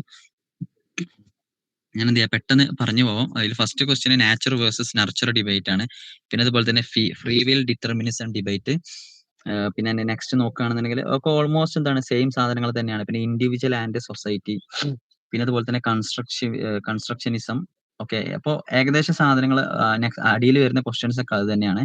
പിന്നെ ഒരു സാധനമാണ് എന്താണ് feminist movement in psychology. Okay, അപ്പോൾ ഓൾമോസ്റ്റ് ആ ഒരു സാധനമാണ്. അപ്പൊ ഇതിൽ മെയിൻ ആയിട്ട് നമ്മൾ നോക്കേണ്ടത് ഇന്നിപ്പോ നിലവിലുള്ള ഇഷ്യൂസ് ആൻഡ് ഡിബേറ്റ്സ് ആണ്. അപ്പൊ അത് എടുത്തു നോക്കുന്ന സമയത്ത് ഫസ്റ്റ് സാധനം നാച്ചർ വേഴ്സസ് നർച്ചർ ആണ്. നമുക്കറിയാം നാച്ചർ എന്ന് പറഞ്ഞാൽ എന്താണ് ഒരാളുടെ ജെനറ്റിക്സ് ആണ്, അല്ലെങ്കിൽ ബയോളജിക്കൽ സാധനമാണ് അയാളിലുള്ളത്. അപ്പോൾ അതിലൂടെയാണ് നമ്മൾ എല്ലാം പഠിക്കുന്നത്, അല്ലെങ്കിൽ നോളജ് ഒക്കെ അക്വയർ ചെയ്ത് ചെയ്യുന്നത് എന്നുള്ളൊരു സാധനമാണ് നാച്ചുറൽ വരുന്നത്. നമ്മൾ എന്താണ് ഒരുപാട് തവണ ഡിസ്കസ് ചെയ്തിട്ടുള്ള സാധനമാണ്. അപ്പൊ അത് എടുത്തു നോക്കുന്ന സമയത്ത് ഗാൽട്ടണ്, അതുപോലെ തന്നെ നോം ചോംസ്കിയുടെ എന്താണ് LAD, അതായത് ലാംഗ്വേജ് അക്വിസിഷൻ ഡിവൈസ്, അതായത് നമ്മൾ എന്താണ് എല്ലാ സാധനങ്ങളും നാച്ചുറൽ ആയിട്ടാണ് നമുക്ക് കിട്ടുന്നത്. നാച്ചുറൽ മീൻസ് പ്രകൃതിയായിട്ടെന്നല്ല, ബയോളജിക്കലി അല്ലെങ്കിൽ ഇൻഹെറിറ്റഡി ആണ് നമ്മളുടെ പ്രവർത്തനങ്ങളുടെ, നമ്മളെ ചിന്ത, നമ്മളെ കഴിവുകളൊക്കെ ഉണ്ടാകുന്നതെന്നാണ് ഈ ഒരു നാച്ചുറിസ്റ്റ് അല്ലെങ്കിൽ നാറ്റിവിസ്റ്റ് വ്യൂ പറയുന്നത്. നർച്ചറിലേക്ക് വരുന്ന സമയത്ത് കുറച്ച് എന്താണ് സൈക്കോളജിസ്റ്റുകൾ പറയുന്നത് നർച്ചർ അഥവാ എൻവിറോൺമെന്റിലൂടെയും അല്ലെങ്കിൽ എന്താണ് എക്സ്പീരിയൻസിലൂടെയാണ് നമുക്ക് സാധനങ്ങളൊക്കെ കിട്ടുന്നത് എന്നുള്ളതാണ് ഈ ഒരു നാച്ചർ വേഴ്സസ് നർച്ചർ എന്നുള്ള ഒരു ഡിബേറ്റ് വരുന്നത്. ഓക്കെ, ഇതിൽ തന്നെയാണ് എന്ത് ചെയ്യുന്നത് നമ്മൾ എംപിരിസിസം, റാഷണലിസം, ഞാൻ നേരത്തെ പറഞ്ഞു എന്താണ്. അപ്പൊ ആ ഒരു സാധനം വരുന്നത് ഇതിലാണ്. ആൻഡ് നെക്സ്റ്റ് ഒരു ഡിബേറ്റ് ഫ്രീ വില്ലും പിന്നെ അതുപോലെ തന്നെ ഡിറ്റർമിനിസം ആണ്. അഥവാ ഫ്രീ വിൽ എന്താ, മനുഷ്യന് സ്വന്തമായിട്ടൊരു കാര്യം ചെയ്യാൻ, അല്ലെങ്കിൽ എന്ത് കാര്യം ചെയ്യുന്നത് സ്വന്തമായിട്ട് നമുക്ക് ഫ്രീ വിൽ ഉണ്ടോ അത് ചെയ്യാൻ, അതായത് നമ്മളെ ഇഷ്ടത്തിനാണ് നമ്മൾ ചെയ്യുന്നത്, അല്ലെങ്കിൽ മറ്റു എന്തെങ്കിലും സാധനം നമ്മളെന്താണ് ഫോഴ്സ് ചെയ്തിട്ടാണ് ചെയ്യുന്നത്. അതായത് നമുക്ക് ഇപ്പൊ ഈ ഒരു കോസ്മോളജിക്കൽ ആർഗ്യുമെന്റ്സ് ഒക്കെ വരുന്നത് ഇവിടെയാണ്. എന്താണ് ഇപ്പോ ദൈവം ഉണ്ടോ ഇല്ല എന്നുള്ള ആ ഒരു ചോദ്യം വരുന്നത് മനുഷ്യന് സ്വന്തമായിട്ട് ഫ്രീ വില്ല് ഉണ്ടോ ഇല്ല എന്നുള്ള ആ ഒരു സ്ഥലത്താണ്. അപ്പൊ അത്രയാണ് അതുള്ളത്. അപ്പൊ ചില ആളുകൾ പറഞ്ഞു മനുഷ്യന് കംപ്ലീറ്റ് ഫ്രീ വില്ല് ഉണ്ട്. അപ്പൊ ചിലപ്പോൾ ബിഹേവിയറിസ്റ്റുകളൊക്കെ എന്താ പറഞ്ഞത്, അതുപോലെ തന്നെ ചില ആളുകളൊക്കെ പറഞ്ഞത് മെയിൻ ആയിട്ട് എന്താണ് എൻവിറോൺമെന്റ് എങ്ങനെയാണ് നമ്മളെ ഡിപ്പെൻഡ് ചെയ്യുന്നത് അതനുസരിച്ച് നമുക്ക് പ്രവർത്തിക്കാൻ പറ്റുള്ളൂ എന്നുള്ള ടൈപ്പ് ഓഫ് ഡിബേറ്റ് ആണ് അവിടെ വരുന്നത്. ഓക്കെ, അപ്പൊ അത് നിങ്ങൾ നോക്കുക. പിന്നെ അതുപോലെ തന്നെ ഇൻഡിവിജ്വൽ ആൻഡ് സൊസൈറ്റി എങ്ങനെയാണ് നമ്മളെ ഫോക്കസ് ചെയ്യുന്നത്, ഇൻഡിവിജ്വൽ എങ്ങനെയാണ് സൊസൈറ്റിയെ ബാധിക്കുന്നത്, അല്ലെങ്കിൽ സൊസൈറ്റി എങ്ങനെയാണ് ഇൻഡിവിജ്വലിനെ ഇൻഫ്ലുവൻസ് ചെയ്യുന്ന പറയുന്ന ഒരു ടൈപ്പ് ഓഫ് സാധനം. പിന്നെ വരുന്നത് മൈൻഡ് ആൻഡ് ബോഡി ഡിബേറ്റ് ആണ്. അതായത് ചില ആളുകൾ പറഞ്ഞു മൈൻഡ് തന്നെ ബ്രെയിൻ ആണ്, അതായത് മെറ്റീരിയലിസം പറഞ്ഞു മൈൻഡ് ആണ് ബ്രെയിൻ, അതായത് രണ്ടെണ്ണല്ല എല്ലാം ഒന്നാണെന്നുള്ളൊരു സാധനം പറയുന്നുണ്ട്. ചില ആളുകൾ പറഞ്ഞു മൈൻഡ് മാത്രമാണ് എക്സിസ്റ്റ് ചെയ്യുന്നത്. പിന്നെ നമുക്കറിയാം എന്താണ് ഡുവലിസം, റെനെ ഡെക്കാർട്ടയുടെ ഡുവലിസം പറയുന്നത് എന്താണ് മൈൻഡ് ആൻഡ് ബോഡി രണ്ടും രണ്ടാണെന്ന് പറയുന്നുണ്ട്. അപ്പോൾ അങ്ങനെ ഒരു ഡിബേറ്റ് എന്ത് ചെയ്യുന്നുണ്ട് ഇതിന്റെ ഇടയിൽ വരുന്നുണ്ട്. അപ്പൊ ഈ ഒരു ലാസ്റ്റ് ക്വസ്റ്റ്യൻ എന്ന് പറഞ്ഞു കഴിഞ്ഞാൽ പക്കാ നിങ്ങൾ ഫാക്ച്വൽ ബേസിൽ എഴുതേണ്ടതല്ല, നിങ്ങൾക്ക് നിങ്ങളുടേതായ ഒരു കുറച്ചും കൂടി ഒരു കോൺസെപ്ച്വൽ ബേസിൽ നിങ്ങൾക്ക് എന്താണ് എഴുതാൻ പറ്റുന്ന, നിങ്ങളുടെ ഒരു റീഡിങ്ങിലൊക്കെ എഴുതാൻ പറ്റുന്ന ഒരു സാധനമാണ്. അപ്പൊ ഇതിലെന്തല്ല ഒരു കംപ്ലീറ്റ് ഒരു കൺക്ലൂഷൻ ആരും പറഞ്ഞിട്ടില്ല. ഓരോരുത്തരും എന്താണ് അവരുടേതായ അഭിപ്രായം പറയുന്നതാണ്. പിന്നെ ഇവിടെ എന്ത് ചെയ്യുന്നുണ്ട് ഫീൽഡ് തിയറി ഒക്കെ നിങ്ങൾക്ക് എഴുതാൻ വേണ്ടി പറ്റും. അതായത് ഈ ഒരു ഇൻഡിവിജ്വൽ സൊസൈറ്റി എന്നുള്ള ആ ഒരു സ്ഥലത്ത് നിങ്ങൾക്ക് എന്ത് ചെയ്യാൻ പറ്റും ഫീൽഡ് തിയറി, അതുപോലെ തന്നെ എൻവിറോൺമെന്റ്. ഇപ്പൊ നമ്മൾ യുറി ബ്രണൽഫെന്നറിന്റെ എക്കോ ബയോളജിക്കൽ തിയറി ഒക്കെ എടുത്ത് നോക്കുകയാണെന്നുണ്ടെങ്കിൽ നമുക്കറിയാം മീസോ സിസ്റ്റം, അതുപോലെ തന്നെ എക്സോ സിസ്റ്റം മാക്രോ സിസ്റ്റം എന്ന് പറയുന്ന ആ ഒരു സാധനമൊക്കെ നിങ്ങൾക്ക് എന്ത് ചെയ്യാൻ പറ്റും ഇവിടെ എഴുതാൻ വേണ്ടി പറ്റും. അപ്പൊ ഇത്രയാണുള്ളത്. പിന്നെ ഇതിൽ ചോദിക്കുന്നുണ്ട് ബ്രിട്ടീഷ് എംപിരിസ്റ്റുകളുടെ കോൺട്രിബ്യൂഷന്, അതുപോലെ തന്നെ ഫെമിനിസ്റ്റ് മൂവ്മെന്റിന്റെ കോൺട്രിബ്യൂഷൻ. അത് എന്തെങ്കിലും ഇതാ ഏതൊക്കെയാണ് ഫെമിനിസ്റ്റ് സൈക്കോളജിസ്റ്റ് അവർ ചെയ്ത്, അതുപോലെ തന്നെ ബ്രിട്ടീഷ് എംപിരിസിസ്റ്റ് ഏതൊക്കെയാണ്, അപ്പൊ ബ്രിട്ടീഷ് എംപിരിസിസ്റ്റ് ആരൊക്കെയാണ് നോക്കുക, അതുപോലെ തന്നെ എന്ത് ചെയ്യുക അവരുടെ കോൺട്രിബ്യൂഷൻ. അപ്പൊ നിങ്ങൾക്ക് ഏറ്റവും അറിയുന്ന ഒന്നോ രണ്ടോ ആളുകൾ എന്ത് ചെയ്താൽ മതി, എടുത്തിട്ട് നിങ്ങൾ എന്ത് ചെയ്താൽ മതി ജസ്റ്റ് നോക്കിയാൽ മതി. അപ്പൊ ഇത്രയാണ് കംപ്ലീറ്റ് ഈ ഒരു ടെക്സ്റ്റിലുള്ളത്. അപ്പോൾ ഇനി ആർക്കെങ്കിലും എന്തെങ്കിലും ഡൗട്ട് ഉണ്ടെന്നുണ്ടെങ്കിൽ ജസ്റ്റ് ഒന്ന് ചോദിക്കാം, അല്ലെങ്കിൽ നമുക്ക് എന്ത് ചെയ്യാം വൈൻഡപ്പ് ചെയ്യാം. അപ്പൊ ഞാൻ പറഞ്ഞു ഇതൊരു ഇമ്പോർട്ടന്റ് ചാപ്റ്റർ ആണ്. ഞാൻ എന്താണ് നമ്മളുടെ ഈ ഒരു ലാസ്റ്റ് ടൈമിൽ നമുക്ക് ജസ്റ്റ് എല്ലാത്തിന്റെയും കൂടി ഒരു ഓൾ ഓവർ ഒരു സാധനം മനസ്സിലാക്കാൻ വേണ്ടിയാണ് ഞാൻ എന്ത് ചെയ്തത് ജസ്റ്റ് ഒന്ന് സ്പീഡിൽ പറഞ്ഞു പോയത്. ആർക്കെങ്കിലും എന്തെങ്കിലും ഡൗട്ട് ഉണ്ടെന്നുണ്ടെങ്കിൽ ചോദിക്കാം, അല്ലെങ്കിൽ നമുക്ക് എന്ത് ചെയ്യാം വൈൻഡപ്പ് ചെയ്യാം. അപ്പൊ നിങ്ങൾ എന്താണ് നന്നായിട്ട് ഇമ്പോർട്ടന്റ് ആയിട്ട് പഠിക്കേണ്ട ഒരു ചാപ്റ്റർ ആണ്. നമ്മളെന്താണ് മണിക്കൂറുകൾ എടുത്ത് പറഞ്ഞു തീർക്കേണ്ട ഒരു വിഷയമാണിത്. ഞാൻ പിന്നെ എന്താണ് നമുക്ക് ടൈം ഇല്ലാത്തത് കൊണ്ടാണ് നമ്മൾ സ്പീഡിൽ ജസ്റ്റ് എല്ലാം എന്തൊക്കെയാണ് ഇമ്പോർട്ടന്റ്, അതുപോലെ തന്നെ ഓൾ ഓവർ ജസ്റ്റ് ഒന്ന് എന്ത് ചെയ്യാം ഒന്ന് പറഞ്ഞു പോവാന്നുള്ള രീതിയിലാണ്. ഓക്കെ, ഇനി ആർക്കെങ്കിലും എന്തെങ്കിലും ഡൗട്ട് ഉണ്ടെന്നുണ്ടെങ്കിൽ ജസ്റ്റ് ഒന്ന് ചോദിക്കാം.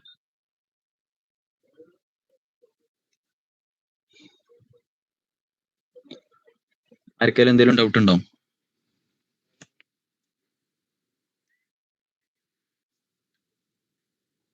ഇല്ല, ഡൗട്ടൊന്നും ഇല്ല.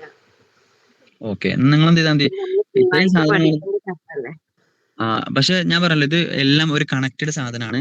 കണക്റ്റഡ് സാധനം അതായത് കംപ്ലീറ്റ് നിങ്ങൾ ഇത് ഭയങ്കര രസമാണ് പഠിക്കാൻ. ഭയങ്കര രസം വെച്ചാല് നമുക്ക് ഏറ്റവും ഇൻട്രസ്റ്റഡ് ആയിട്ട് പഠിക്കാൻ പറ്റുന്ന ഒരു പേപ്പറാണ് ഈ ഒരു പേപ്പർ. പക്ഷെ നിങ്ങൾ നല്ല ടൈം എടുത്ത് വായിക്കണം ഇതിന് എന്നുള്ളത്. ക്ലാസ് കൊടുക്കണ്ടോ? എങ്ങനെയായിരുന്നു? അല്ല, ഈ സബ്ജക്റ്റിന് ക്ലാസ് കൊടുക്കണ്ടായിരുന്നോ? അതെ ഉണ്ടായിരുന്നു. അതെ അല്ലേ. ഓക്കെ, അപ്പൊ നമ്മൾ അതിൽ ക്ലാസ്സിൽ എന്തായിട്ടുണ്ട് ഡീറ്റെയിൽ ആയിട്ട് പറഞ്ഞിട്ടുണ്ട്. അതുകൊണ്ടാണ് ഞാൻ ഇത് പറയുന്നത്. നിങ്ങൾ എന്താണ് എക്സാം കഴിഞ്ഞാൽ നിങ്ങൾ എന്ത് ചെയ്യണം ഈ ഒരു വിഷയം നിങ്ങൾ കംപ്ലീറ്റ് പഠിച്ചിരിക്കേണ്ട ഒരു വിഷയം കൂടെയാണ്. അപ്പൊ ഇത് ഞാൻ പറഞ്ഞല്ലോ ഇത് തുടക്കം മുതൽ ഒരു മോഡേൺ സൈക്കോളജി അല്ലെങ്കിൽ ഇപ്പൊ അവസാനം വന്നപ്പോ നോം ചോംസ്കി ഒക്കെ എന്താണ് ഈ അവസാനത്തെ ഉള്ള ആളുകളാണ്. അപ്പൊ അവർ വരെ എത്തുന്ന സമയത്ത് എല്ലാം കണക്റ്റഡ് ആണ്. നമുക്ക് ഭയങ്കര രസമായിട്ട് കാണാതെ പറഞ്ഞു പോകാൻ പറ്റുന്ന രീതിയിൽ പഠിക്കാൻ പറ്റുന്ന സാധനങ്ങളാണ്. അത്രയും സിമ്പിൾ സാധനമാണ്. പക്ഷെ നിങ്ങൾ എന്താണ് ഇതുവരെ നമ്മൾ ഇതൊന്നും കേൾക്കാതെ, അപ്പൊ നമ്മളെന്താണ് ഒരു സെക്കൻഡ് ഇയർ സൈക്കോളജി സ്റ്റുഡന്റ് ആണ്, നമ്മൾ ഇതുവരെ ഇതൊന്നും കേൾക്കാതെ പെട്ടെന്ന് ഈ ഒരു ടെക്സ്റ്റ് തുറന്ന് ഒന്നോ രണ്ടോ ദിവസം കൊണ്ട് മറിക്കുന്ന സമയത്ത് ഒന്നാമത് നിങ്ങൾ എന്താണ് ഓപ്പൺ ആയിട്ട് പഠിക്കുന്നവരാണ്. അപ്പൊ അതിന്റെ ചില പ്രശ്നങ്ങൾ കൊണ്ടാണ് നിങ്ങൾക്ക് ഇത് ഭയങ്കര ഒരു സ്ട്രെയിഞ്ച് ആയിട്ട് ഫീൽ ചെയ്യുന്നത്. കാരണം നമ്മൾ ഈ പറഞ്ഞ ആളുകളെല്ലാം നമ്മളെന്താണ് ഇപ്പൊ സ്ട്രക്ചറലിസം നമ്മൾ ഫസ്റ്റ് ഇയറിലും സെക്കൻഡ് ഇയറിലൊക്കെ പഠിക്കും ഓരോ സ്കൂളുകളും. നമ്മളിത് പറഞ്ഞ് നമ്മളെന്താണ് തറ ആകേണ്ട ഒരു സാധനമാണ്. അപ്പോൾ നമ്മളത് അങ്ങനെ പഠിക്കാത്തത് കൊണ്ടാണ് നമുക്ക് പെട്ടെന്നൊരു എന്താണ് ഭയങ്കര ടൈറ്റ് ആയിട്ട് അല്ലെങ്കിൽ ഭയങ്കര ടഫ് ആയിട്ട് നമുക്ക് തോന്നുന്നത്. ഓക്കെ, സംഭവം ഇതെല്ലാം സിമ്പിൾ സാധനങ്ങളാണ്. ഇപ്പൊ നമ്മൾ ഈ പറഞ്ഞ ഇതുവരെ നമ്മൾ ഡിസ്കസ് ചെയ്ത എല്ലാ സൈക്കോളജിസ്റ്റും നമുക്ക് എന്താണ് കാണാതെ നമുക്ക് പാട്ട് പാടുന്ന പോലെ പറയാൻ പറ്റുന്ന ആളുകൾ തന്നെയാണ്. ബട്ട് നമ്മളെന്താണ് ഈ ഒരു ലാസ്റ്റ് ടൈമിൽ മാത്രം ഈ ഒരു ടെക്സ്റ്റ് തുറന്നു നോക്കുന്നത് കൊണ്ടാണ് നിങ്ങൾക്കത് ടഫ് ആയിട്ട് തോന്നുന്നത്. അല്ലാന്നുണ്ടെങ്കിൽ നിങ്ങൾ ഇതുവരെ പഠിച്ചതെല്ലാം ജസ്റ്റ് ഒന്ന് ഓർഗനൈസ് ചെയ്യേണ്ട താമസം ഉണ്ടാവുള്ളൂ. ഓക്കെ, പിന്നെ ഷോർട്ട് നോട്ട് അതിന്റെ ഷോർട്ട് നോട്ട് എന്താണ് അവൈലബിൾ ആണ്. നിങ്ങൾ സൈക്യൂന്റെ അഡ്മിന്മാരോട് ജസ്റ്റ് എന്ത് ചെയ്താൽ മതി ചോദിച്ചാൽ മതി. ഓക്കെ. യെസ്, ഈ ക്ലാസ് റെക്കോർഡ് അവൈലബിൾ ആണ്. ഒരു വിത്തിൻ 1 ഹവറിൽ നിങ്ങൾക്ക് എന്ത് ചെയ്യാം, ഷെയർ ചെയ്യാം ഗ്രൂപ്പിൽ. അപ്പോൾ ഓക്കെ അല്ലേ? ആർക്കെങ്കിലും എന്തെങ്കിലും ഡൗട്ട് ഉണ്ടോ? ഇല്ലെങ്കിൽ നമുക്ക് എന്ത് ചെയ്യാം, വൈൻഡപ്പ് ചെയ്യായിരുന്നു.